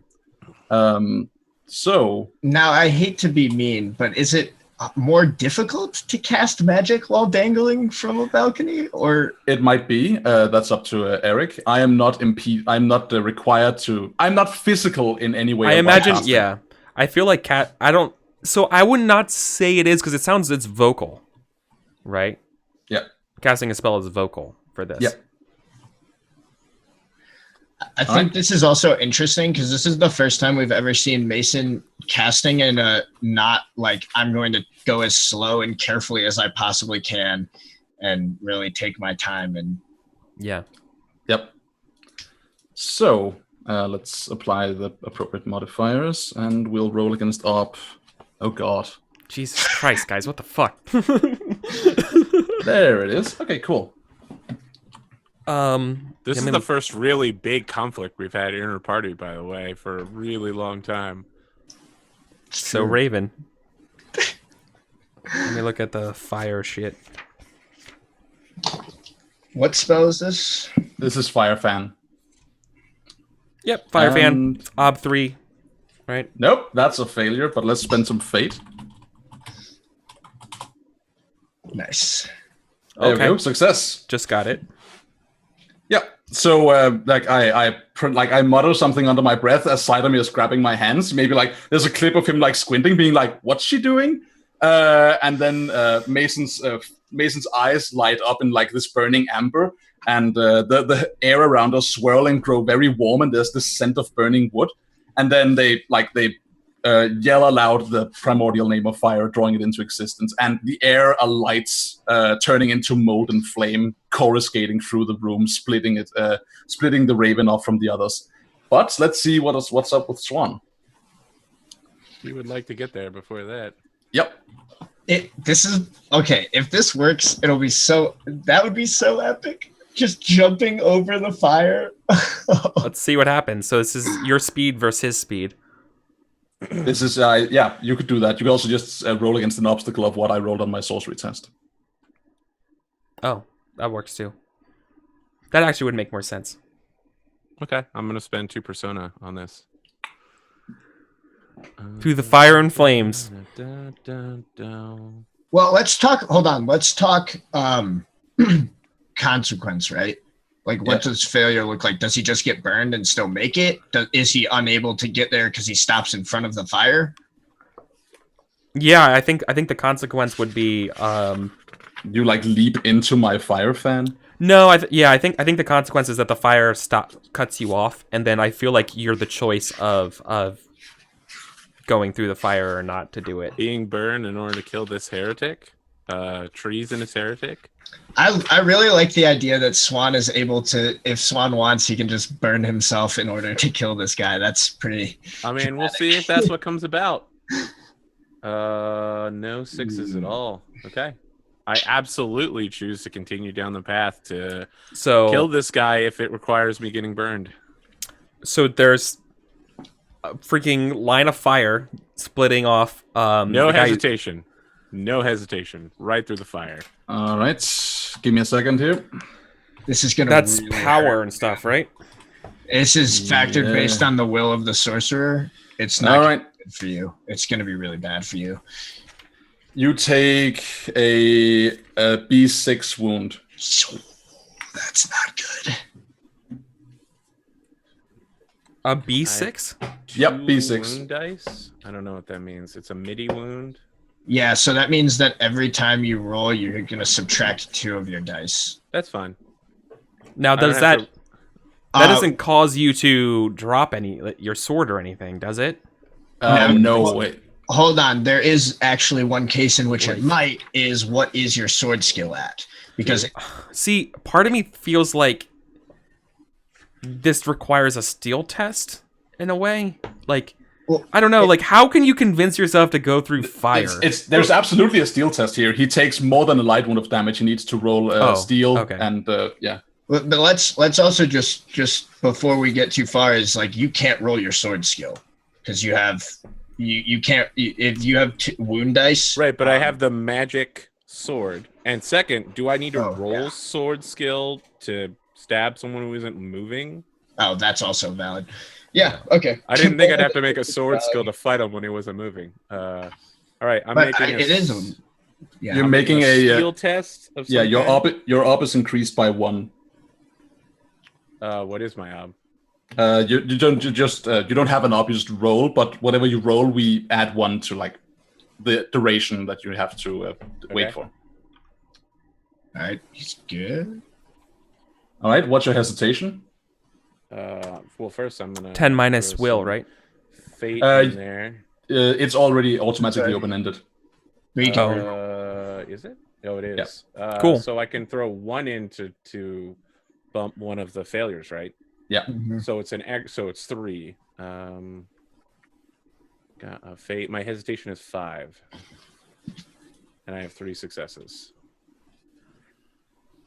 All right, and your hesitation is 5. You have 3 successes. So you hesitate for 2 heartbeats. Yeah, you hesitate for 2 rounds, for 2 volleys. Then do I stab him? So the question is if he gets up in the meantime. Well, it's not fast enough. It's not fast enough. There's not enough time for it, right? All right, so remember to factor my intention into this. By the same token, I mean, my intention is fuck this guy up. Yeah, but you failed your speed All test. right, that's true. well, I just am. So then the answer. So then, Well, what about the faith success, right? Isn't that also an intention that's in play here to hold him long enough for me to stab him to death? I mean, in my mind, the question is what the failure consequence was, because it's like either in my mind, it's like if you go through the fire and take the wound. Yeah, I thought that was that's the consequence. That's a good one. That's a good one. That's the right. Totally a good approach to this. Yeah, no, then yeah. So ultimately, then what is one's hesitation? By the way, like what do you do? What's your hesitation action? Oh, probably he gets through the flames and then he notices that his nice uniform is on fire and he's just like, well, Yeah, that's a standard rule. Not used to being on fire. And you just kill Mads Mikkelsen. Nice. And then I roll around on the ground to put myself out. Does your fire? Yeah. I probably am screaming Mason's name at the top of my lungs, just like, traitor, Mason! So first off, don't forget tax, Mason. Yeah, I will. Also, is Zidomir need a test to haul her up? Probably not. No, there's nothing, I think, in the... Okay. Well, I mean, does the fire go away? Here's the question. It's magic fire. It has the one duration of like that instant. But and since I succeeded, I will leave that to you whether that happens. My intent is not to burn the building down, but it could totally happen. Well, I mean, burn my building down or you're fired. I mean, yeah. I think the fucking wooden building's on fire.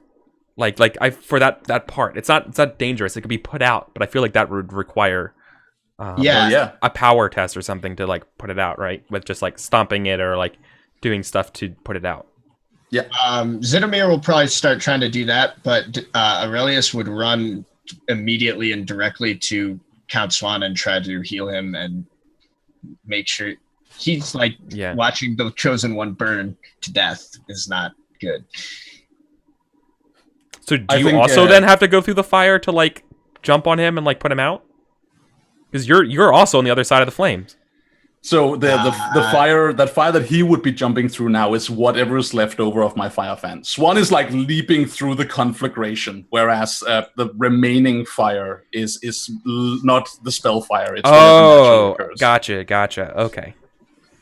But yeah, presumably yes, because Aurelius cares more about getting to Swan and making sure he doesn't die than surviving himself. Okay. That's really nice of you, buddy.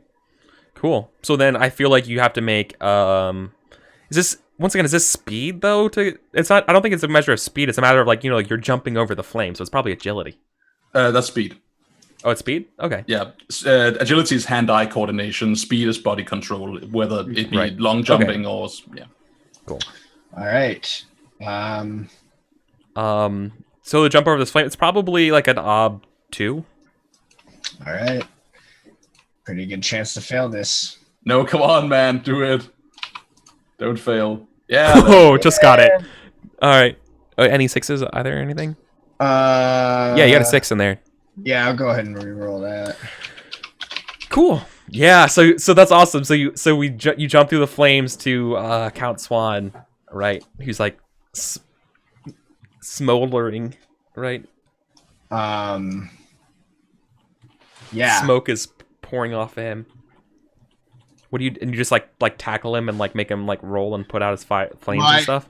The first thing I would do is put out the flames, and then I would try to like make sure he's not dying, like do the doctor thing. Obviously, I'm not like doing surgery on him right here and now, but clever.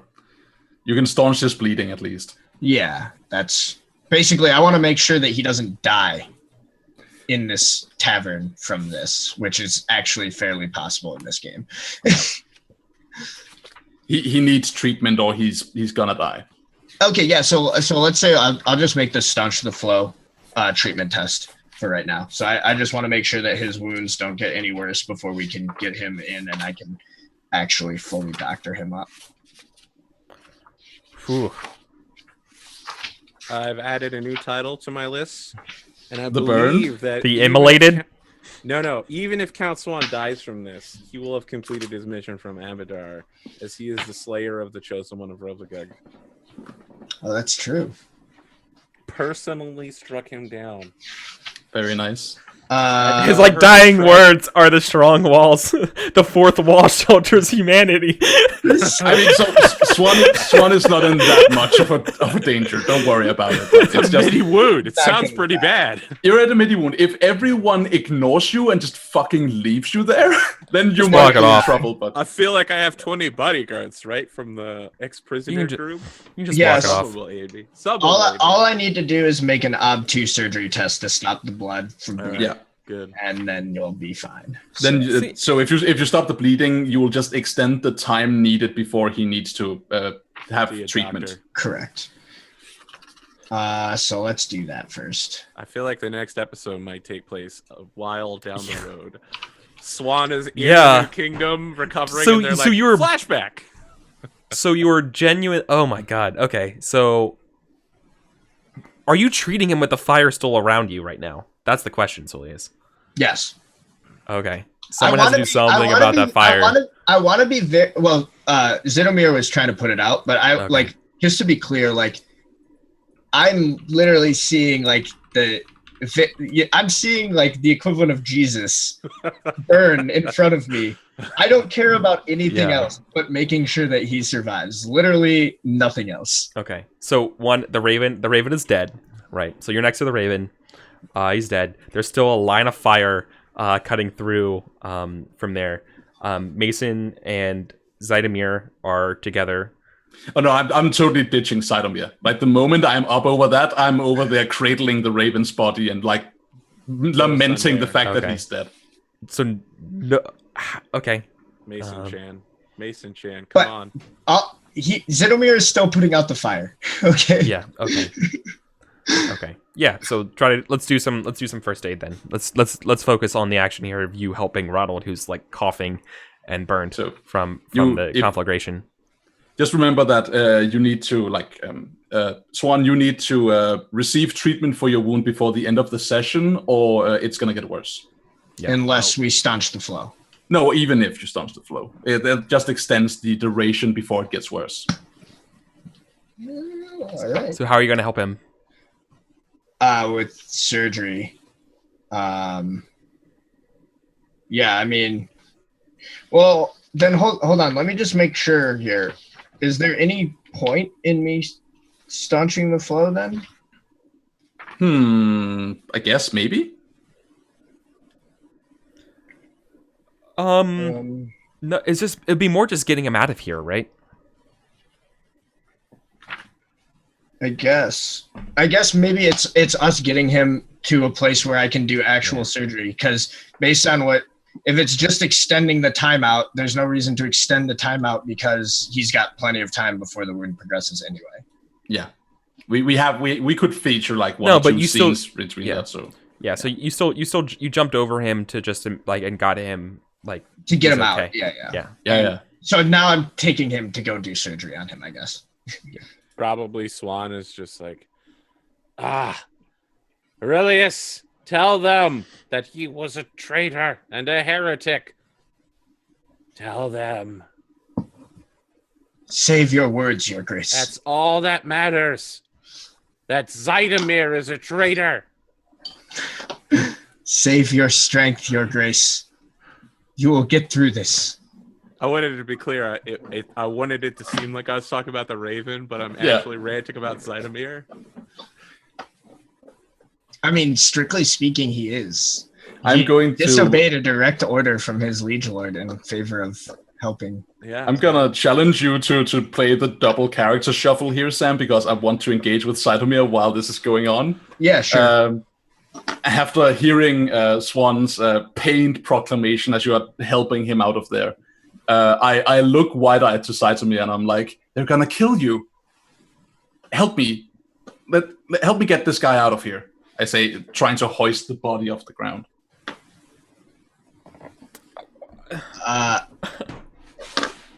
He's going to look at you and say, I'm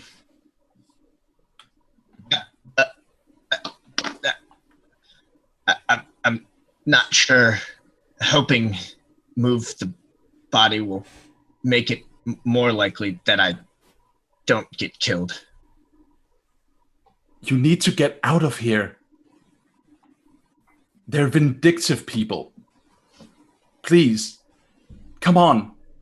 Let me help you. You saved my life. I won't run. Will you die then?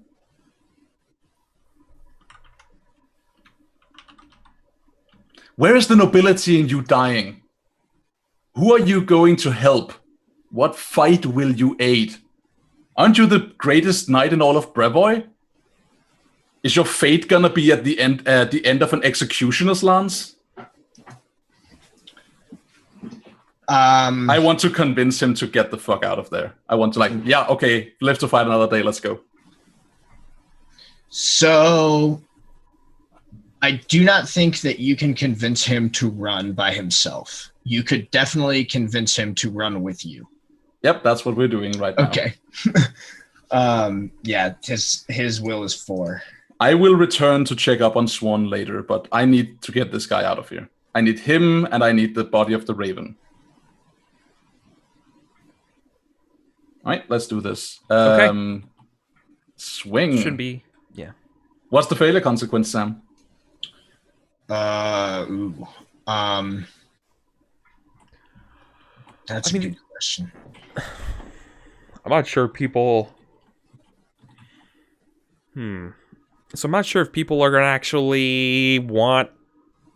I'm thinking of everyone like else on the second floor and stuff. So obviously there was other like commotion, you know? I feel like the rest of the other guards have probably gotten like fought and got out below. So I think it's just kind of just...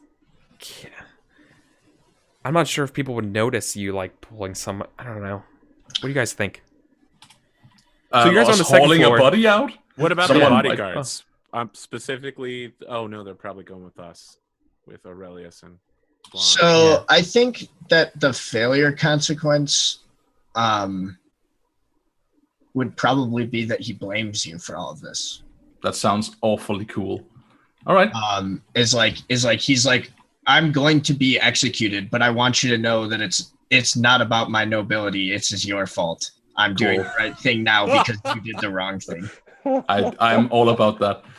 Can I take a modifier for this guy being insanely infatuated with me? Yes, but you also have to take a +1 ob for his blank stare trait. Cool. I'm playing Careless Whisper right now. What's his will again? 4. All right, so it's up 5. to 5. Come with me, Zangamir-chan. That's 1 fate. Yeah, let's do this. Escape with me into the sunset. Together, we'll live forever. No. Yeah, so you like make this entreaty, and he looks to her, and he says, I am the greatest knight in Brevoy. It is the duty of knights like myself to face the consequences and do what is right, even when they did not do what was wrong. Mason looks at him like with like tears of frustration. Like, why must everyone I talk to be like this? Be a fucking psychopath. Yeah. Devoted to duty. And I shout at Saitomir. I'm like, you're a fool! You're a stupid, dumb fool! He Yeah, go on. He turns over his looks at you over his shoulder and just nods and keeps walking. As he does that, I hug Man's him gonna from die with behind. honor. Yeah, I grab him, I hug him from behind, not to hold him back, but to like say goodbye. I'm like, please be okay, and I push him off. Dumbass. And I pick up, I start hauling the Raven out of there, and I want to get him out of the city. I want to extract the corpse of the Raven so that he cannot, like, his body cannot be paraded for the amusement of others. Which end of the Raven are you taking? Both of them. Okay. So you're literally carrying a severed head and a body on your back. Yep. I want to like get out there, just throw his corpse over a like the back of a horse and get out of there, because I want to like just bury him anonymously or burn him somewhere away from everyone. Right? I don't want them to massacre his body as a heretic, because this guy was on my side. I was totally gonna do that. I was totally thinking about what somebody like MTO's last character could do with the traits of the Chosen One, of the God of Destruction. He's just like, yes, I have removed trait, and now it is my trait. I am Chosen One of Verovigak now. I will assimilate his strength. I will eat his heart, and I will gain his power. Now I make bomb with double explosive. All right. So, do you want to challenge that, Eric, or can I do that thing? I don't know, because I don't think anyone's gonna stop you per se. You don't think anyone in a city full of guards, including gates, is gonna stop someone carrying the severed head and a body on their back, still bleeding, through the streets? I'm gonna die fade it. It's the middle of night, dude. There is truth to that. And like people get in fights all the time. Also, people are probably a little distracted by the inn on fire. Yeah, but the further away you get, the less distracted they're going to be by that. Yeah, but you don't have to get that far. You just have to put them on a horse. Well, let me make a bargain then. If people are being distracted by the fire, does that at least mean people are responding to and putting out the fire in my precious tavern home? Yes. All right. Seems reasonable. Okay. No, so I don't think it's an issue. All right. So I just Gandalf it out of the city. Yeah. I feel like unless you want to make a test to establish that it's completely you do it successfully this way. Luck right now says that it's okay, but I'm leaving it as a thread in the air that could be like, huh, someone found a body of this person, right? Later on. Yeah, so is this test about just getting out of there, or is this about burying him? Because I totally want to like commit to getting him. Like, I want to get out of there. And buried is definitely going to be, you're going to need to commit to a test then. Cool, then I'm going to do that. I'm pretty sure grave digging is a skill. Yeah, there is a ditch digging skill. Yeah, but I feel like the real question is actually inconspicuous, right? Yep, let's do it. Inconspicuous. I am going to. Can I fork anything? Can I use anything? I am going to fork secrets wise. Yeah, that sounds pretty. That sounds pretty right. Yeah, I'm going to fork tactics in my assessment of the movement of the guards. I'm going to be like, I'm going to move now when like there is minimal chance of me moving, of me being discovered. Is what I meant to say. And I'm going to use city-wise because I'm getting out of a city. City-wise, yeah. I would prefer. I'm not sure I'm going to let tactics happen, but I'll definitely let city-wise. Tactics is definitely a stress. Cool. A stretch, not a stress. And as I ride in Nightfall, I look to the stars to guide my way. Oh yeah, astrologying. All right. If you guys want to ever see an example of what people talk like with astrology, definitely watch A Field in England. Cool. I'm gonna definitely see that. Just watch the first 5 minutes of it. It's like that's all you need to know. It's perfect. Right. Am I running against the setup, or are you just gonna oppose me with observation?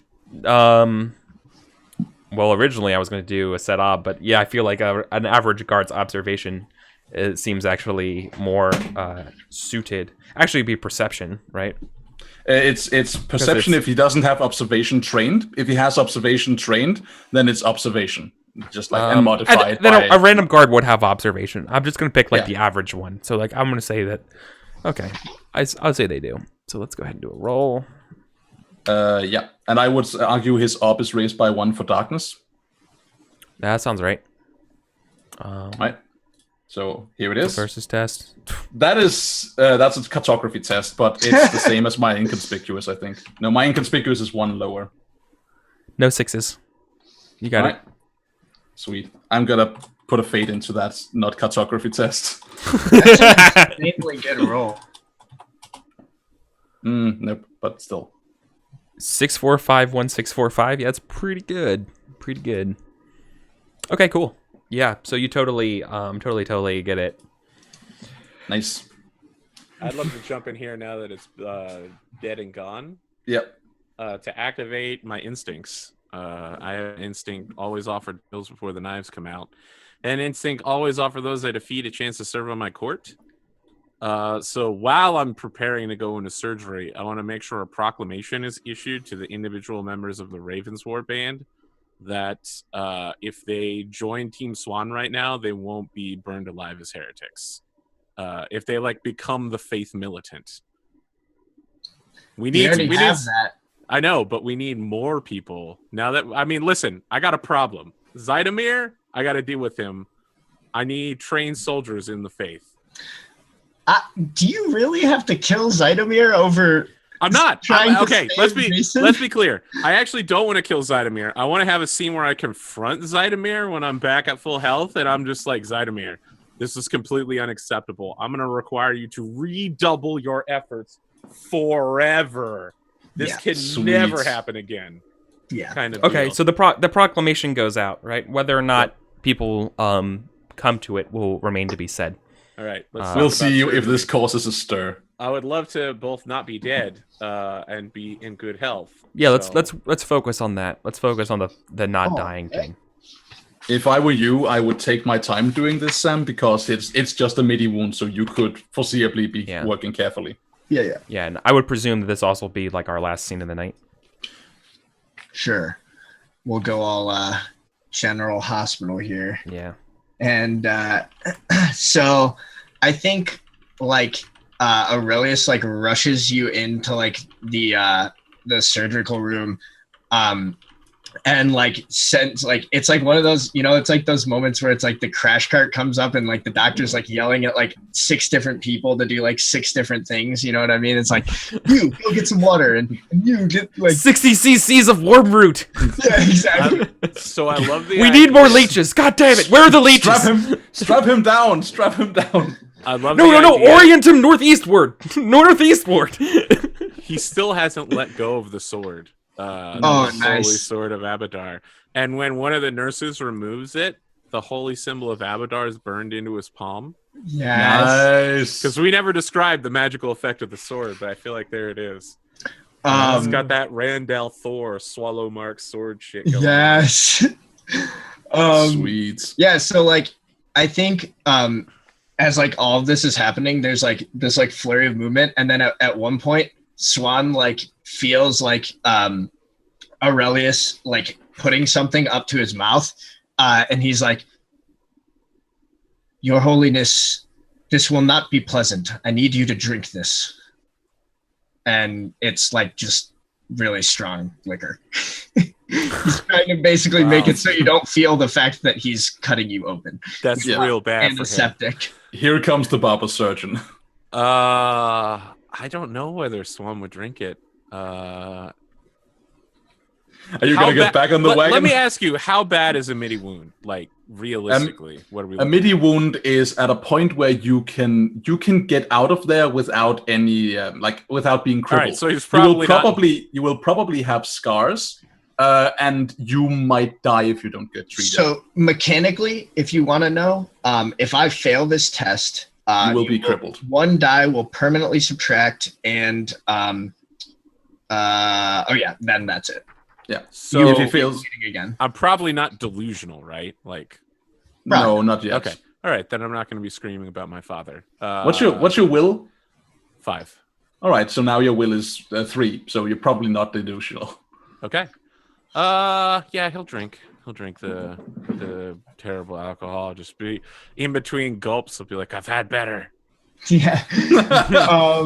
And then I before doing anything, I'm going to like while this is all happening, Aurelius is praying, and it's it's like we've seen a couple times, like every now and then when Aurelius is like really desperate, he just like totally drops like the actual scripture and like legitimately is just like spouting words that the first thing that comes to his head, it's just this litany on like, please Lord, please, you can't let him die, please, just You Thoros of Mir this thing. We just exactly.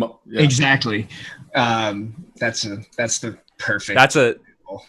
That's a really good one. I didn't even think about that. Why have I not been thinking about that as Thoros' mirror as Solius? But that's a really good. That's a very apt comparison. Maybe because he has long hair and you have never made that connection. It's an unkempt ruffian, not a pampered church boy. Yeah. Yes. So I would like to give myself some extra dice with a faith roll here, by trying to basically bonus my surgery skill. So that's an OB4 test, and the amount above is how much I get to add to it.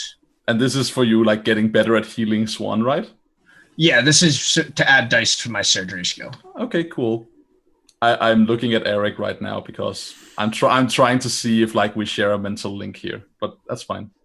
All right, so I will roll to save the chosen one. Fuck up. Base op Do it. 4. We believe. Okay. Oh, Hold on. I think that if there's any time where my call-on trait is appropriate, it should be directly trying to heal the chosen one. of my hell faith. yeah! Come on, we believe. So I will re-roll all of my failures, which is 4 dice. Come on, Twitch chat, pray with us. Give me your energy, Twitch chat. Whoa, there you go. Okay, 5. Nice. You got 2 it. bonus dice. All right, let's roll some surgery. I've got 1 fork, which is anatomy, and it's an OB3 test. And I actually can seriously fail this pretty easily. Remember to take +1 for working carefully. Oh, true. Actually, yeah, I'm in pretty good shape then with all the extra modifiers. So I get 1 for anatomy, 2 for the faith, and 1 for working character. You can also, if you want to, I'm just gonna keep like because we're talking about potentially crippling AP's character here. So you could, if you wanted to, due to having a little bit of extra time, like ask for help from someone. Yeah, and where are you doing this? Like maybe there's you can gain an advantage for where this is actually happening. Well, I would take him to like I take him to the church. I mean, like we know that Abadar has the best surgeons in the world. I have to imagine they probably have the best surgery center as well. Abadar General They're Hospital. literally in robes, but they have a surgical vest on to indicate that they're like super special surgeons. And do you have health insurance?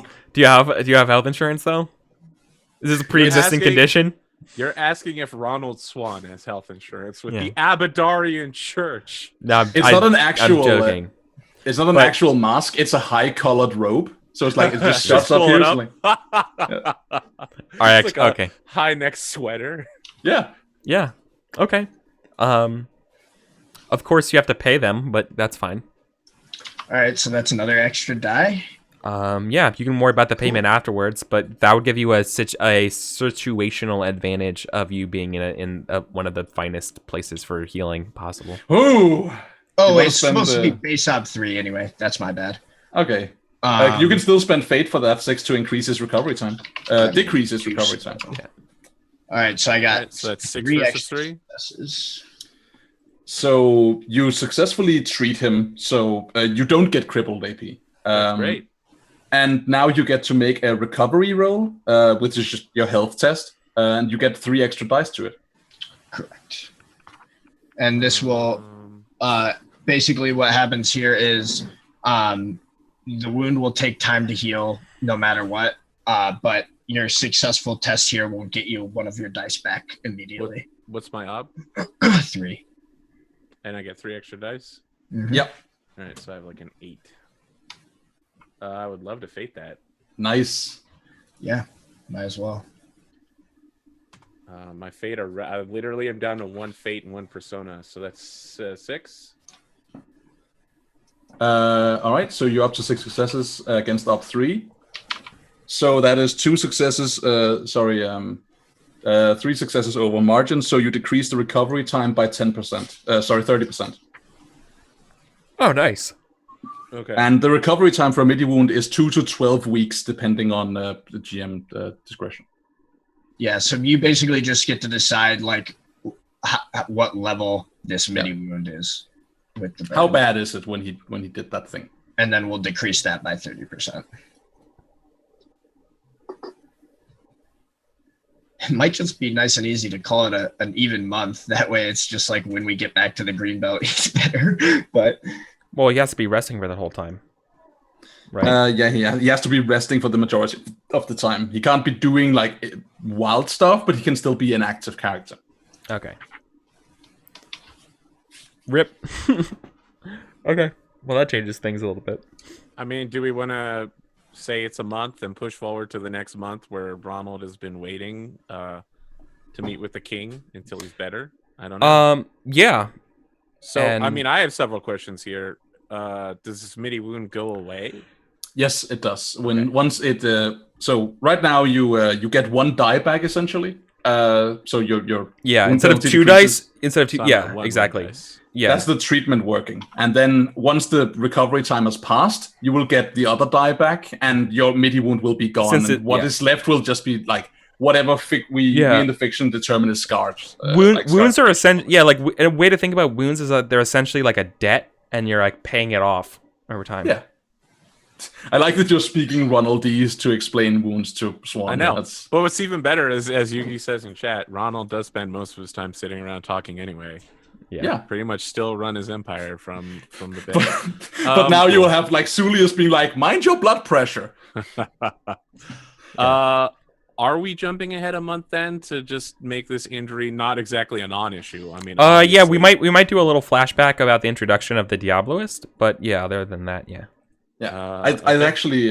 So are we just gonna end it here for tonight? Unfortunately, yeah, because we have to wrap up by 3. But I feel like that's a good call then, because in my head, just so happened This, that our like- first two scenes were like hour-long ones. Yeah. I know it happens, but in my mind, I think the like scene of Swan being treated is like there's a crossfade like interspersed with Mason burying the Raven, and Yuki had a good little piece there where he was like bury him next to a willow tree, away from a river, and under the full moon, which I thought was sweet. So that's totally the imagery I think that we see. I think, and like interspersed with that is so like we have, it's like the scene of what everyone's doing. So, we have Aurelius operating on Swan and Mason digging. And then we get a shot of Zidomir, and he's literally just like standing outside of like Swan's office, waiting to be told what his punishment is. Cool. Can we advance practice skills during the month? We can. You cannot. What? Whoa, wait, what? I can't practice while I'm in bed? Social skills? no. No! Lucrane! Yeah, no, you can't. The other things you also can't do, or the other thing that needs to come up then in a month is another resource test. Yep. Yeah, So that'll we'll be next episode. So we'll pick up next resource test. Okay, so the next episode, stuff with the Diabloist, more on Mason sides of things, wrapping that up, getting ready to go, as well as the 3 other founding colony groups and meeting all of them, and then we'll just cut forward to I want to hear from the town Ravens building. people. Yeah. Oh yeah, and the Ravens people as well. I want to See what Ravens happens. people. So Like, and then cross our fingers we're that wrapping they up. Then coincides. that's the end of book 2 or chapter 2. Sweet. Crazy. Yeah, we've been playing for like almost a year, That's nice. if not a year now, right? It's close. Getting close. Yeah, getting close, man. So, yeah. Ha! We still haven't even built a city yet. It took almost a year for us to actually have combat. Yeah. I guess we had like a couple other one-shot little combat moments as well, but that was the Person most. least likely to survive the combat is the one who gets injured. I mean, so in fairness, this is not a typical wound, right? You jumped into spellfire. Sure. Yeah. I feel like the next time the things to consider, for fights and stuff like that, especially like praying and things like that, it will definitely be like speed first things, because when someone's coming at you with a sword, it's really hard to be like, "Our Father art in heaven, hallowed be thy name." You know what I mean? So, like, There's specified rules for it where Luke advises having shorter prayers cost 1 to 2 actions, and longer, more involved prayers cost more like 4 to 6. Yeah, it's a question of what abstraction level we're working Okay. on, right? Yeah. If we are I in need a to- fight, then we can like structure it. But if we're outside, it's just being abstract. I will brush up on that then, for the next part. Okay, cool. That was fun. Yeah, it was hella good. I'm sorry, AP. In fairness, you like We're gonna You know, talk. Like you- in you- character, you- we're you gonna may- talk, yes. and it's Yeah, good. you guys are gonna have to talk for sure. hell yeah. Just put it Guys. that you made the decision to jump into that shit. I mean, I want you to remember when trait vote comes around that when he sets his mind to doing something, not even magical fire thrown by his own ally will stop him. I That's also pretty want to sweet. point out you were remarkably lucky. Like that D6, you could have been taking a B10 wound. That yeah, if I had rolled any higher, you would have been straight up dead. I mean, wouldn't I have been able to use persona to... Yeah, you could probably have done Which is that. why I held back one persona for exactly that purpose. But yeah. smart.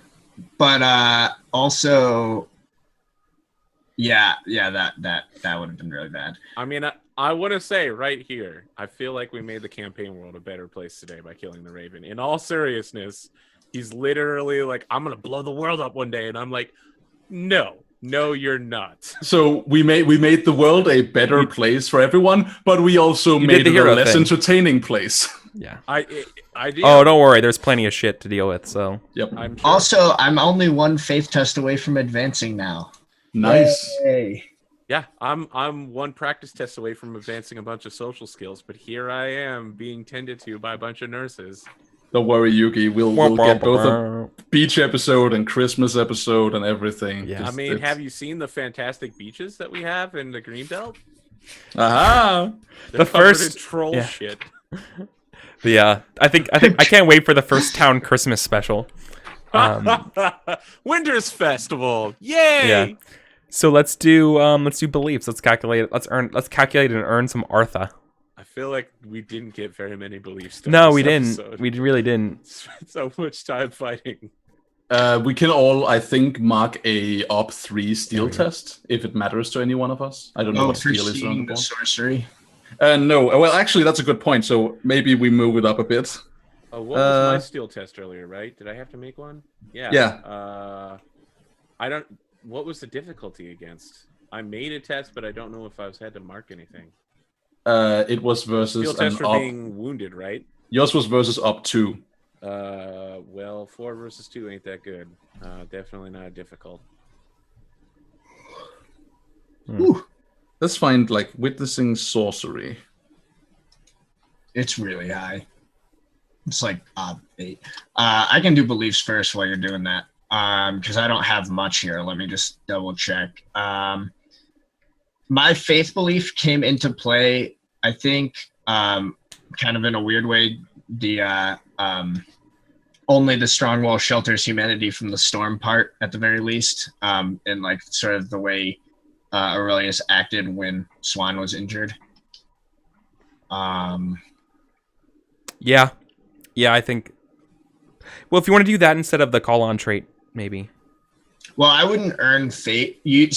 Oh yeah, you want to? Yeah, it didn't complicate anything. That's right. Right. That's right. My reward for using that call on was getting to succeed on that faith roll. Yeah.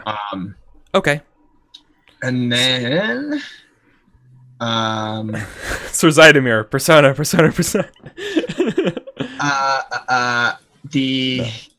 Let's see. No, so I think that might be it, honestly. I would say it's an Op 5 test for us, for Swan at least, because I would say that being shot with a bow, crossbow, or gun would be roughly equivalent to jumping through spellfire. So do I make that test now? No, you just get the test. Get it. Oh, That's so how that's what, a steel difficult works. test? It's Op 5, so whatever that means to you. 6 versus 5 is a thing, I think, right? The rest of us probably get witness real bloodshed, a la a murder, which is what happened. So Well, first off, let's be clear here. This wasn't a murder. This is a holy execution. yeah, a murder. Good. Let's Carrying out the sentence of the Lord Abadar. There was no murder involved to kill by any other name. The only other thing I can think of for me is that I feel like me being in the room as a vested priest was negative with Aravetti. Like, it seemed like just the fact that I am a I mean, that became the whole crux of our argument over right. Yeah. Over whether or not I should call myself the Chosen One, stemmed directly from that. Fate. Yeah. Nice. Let's see. I think Zidomir probably earned some persona too, if we want to be real quick. Because he definitely followed both his belief about Demetrius being righteous and Swan being the chosen, and his belief about loving Mason. But I think he might also earn Moldbreaker. Yeah, I'm thinking he did earn Moldbreaker for Mason. Yeah, cool. All right, so he gets a fate and a persona then. Excellent.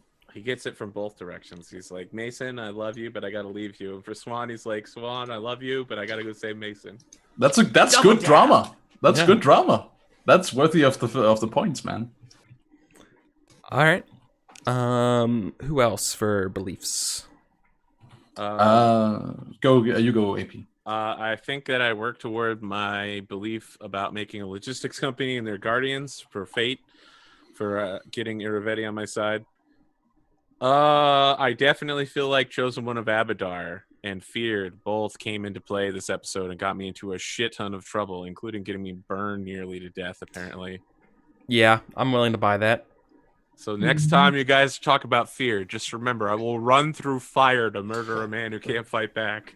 Yes, that's a true thing that you did do. Yep. All right, well, now I got 4 fate again. I'm so fate poor.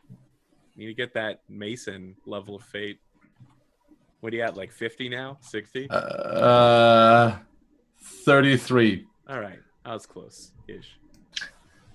I ran out of persona because I spent all of it making it so that you could stab. I know. I'm down to one. I'm down to one persona myself. I really appreciate being alive, by the way, in and out of character.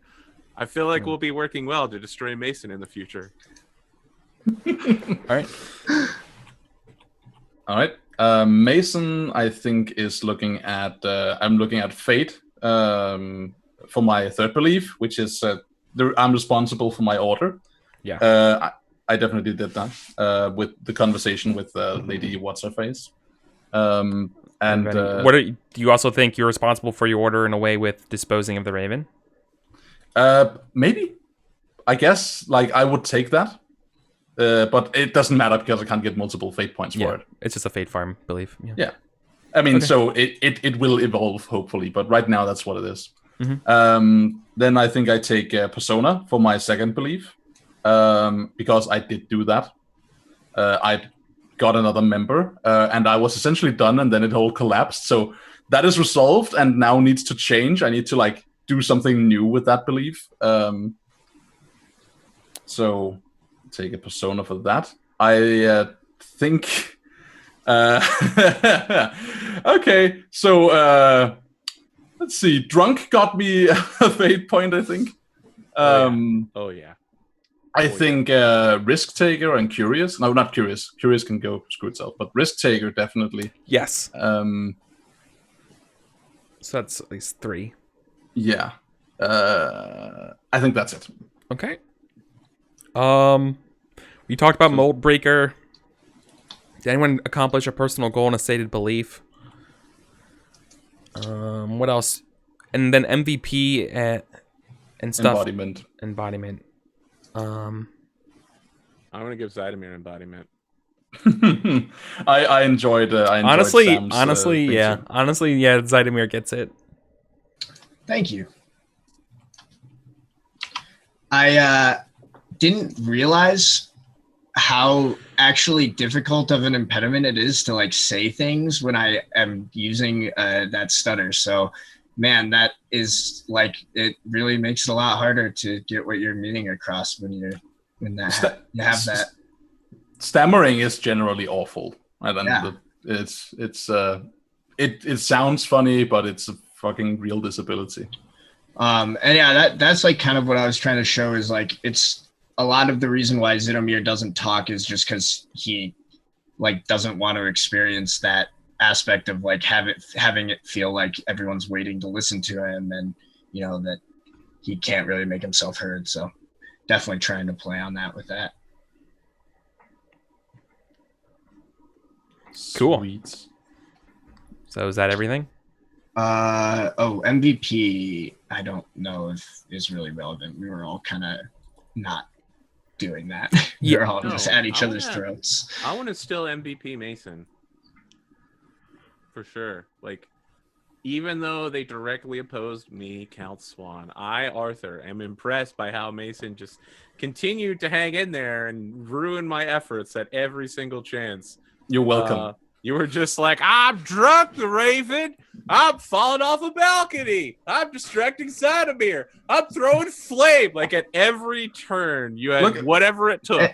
I appreciate that, and I want to say, like, it's basically birthed from your belief, right? It's about like I understand. I need to make this thing work. Okay, I'm gonna make you work for that. Yeah, and also it happened to intersect with my own belief, of course. So there was that. I think it's like a not necessarily the way that this was intended when Luke Crane wrote it, but I'm absolutely saying, looking at that session, damn, we couldn't have done it without Mason, simply because none of that conflict would have happened without Mason. Usually it's not quite the way I think that's intended, but it absolutely did drive the story forward. So. I want to really compliment Zydomir, by the way, because I've been planning that 3-part Darth Plagueis the Wise thing to taunt Zydomir into both loving Mason and then also possibly having to kill her in the future to ruin his life. And I didn't know it would come up so immediately, literally an hour later. I thought for sure that'd be like a 10-episode thing where occasionally he reflects on it in his room alone, but That was some fertile soil, man. Just needed, barely touched the seeds to the ground, and then whoop. Oy, oy, oy. Good times. Good stuff. Also, I am now not completely inept. I should say not. I am still inept, but Mason isn't. Mason has unlocked persuasion. Who the hell did you persuade? My last thing with Sidomir. Oh, which failed. Persuade. Yeah. Yeah. Cool. Make sure Will isn't continuing to go up off of that. Jesus. Right. So I just Yeah, need to know the figure- tricks. Yeah. Yeah. Yeah, the will thing is potent. I mean, doing a B6 wound with a incidental hit is crazy damage. Yep. My will is high. My will is 7. Yeah. Well, then I think that's gonna do it for us then, family. AP. Yeah. What are you up to? Do you stream? Yeah, what are you streaming nowadays? What are the games? But like, not just like your Final settings. Fantasy 14. 14. 14, the MMO. I've been rocking that pretty hard. Leveled Culinarian from 1 to 51, so basically near the cap in like 10 hours. It was exhausting, and it cost me basically all my money. I couldn't even like get from one city to the next after I spent all my money on Culinarian, but now I can make some really sweet orange juice. So that's like my whole life. Swan drinks it, I drink it, my character drinks it. And my character is a huge nerd. Their name is Darkness Dark Magic, the darkest dark sorcerer who's ever lived. I introduced It's better than myself- Dankness Dank Magic. so I was considering for Winter's Edge making a paladin named Lightness Light Magic. Yeah. But yeah. I also run a couple tabletop shows on days like Thursday and Saturday, and I do things.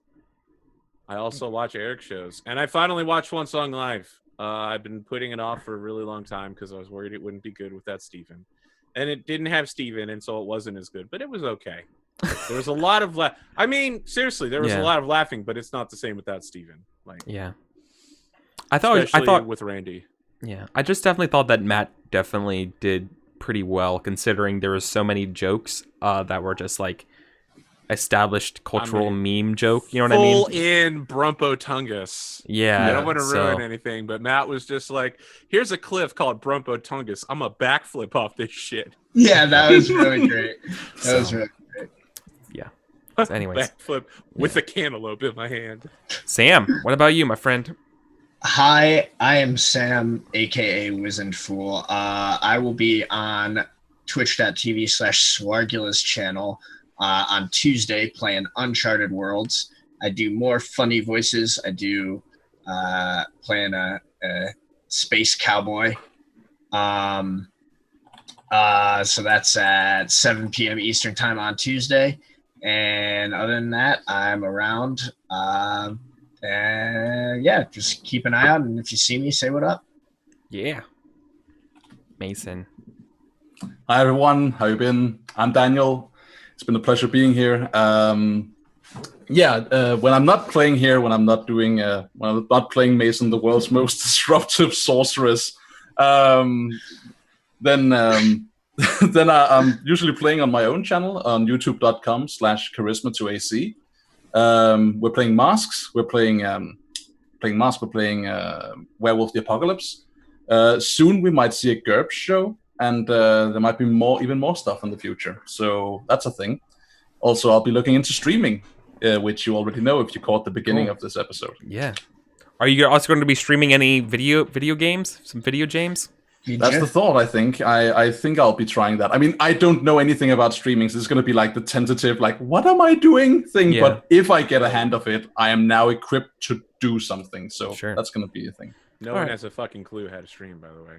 That's good. That means I won't feel alone. One thing I learned from watching Drop Frames is that no one has a fucking clue how to stream. Good stuff. That makes me feel better. Yeah, in a way. It's weird. But cool. Well, I'd be willing. Dude, just letting you know, I'd totally be willing to reach out to me if there's any questions. I might be able to help you out if I can. Sweet. I appreciate that. In exchange, you have to play a game with me of some kind. Not just Burning Wheel, but like Sure. some other game together. Hell yeah. So yeah, in 2 hours from now, I'm gonna be over at AP Gaming's. Yeah, I'm gonna be over. I'm gonna be at your house in real life streaming. That doesn't sound right. I'm gonna be over at your house GMing for Henley over at twitch.tv/Henley. I'm looking at your pretty face I'm clearly hungry. I need to be there. I need to join him. So in 2 hours, I'm gonna be over at Henley's channel for the premiere of Whiskers and Whiskey, which is a mouse card game. We're doing character creation and a mission today. That sounds westerny. Yeah. Yes. That is an idea. So that's Cool. going to be the old plannerang today. So I'm doing that. Otherwise, tune in Tuesday for more Once Upon a Game. Thursday for Under the Fallen Maple. Saturday, Blades in the Dark. It's Never Sunny, and then Sunday, Burning Crowns. So yeah. Okay, guys. So that's it. We're gonna get out of here. I'm gonna go eat some food. Get ready for this next game. So see you guys.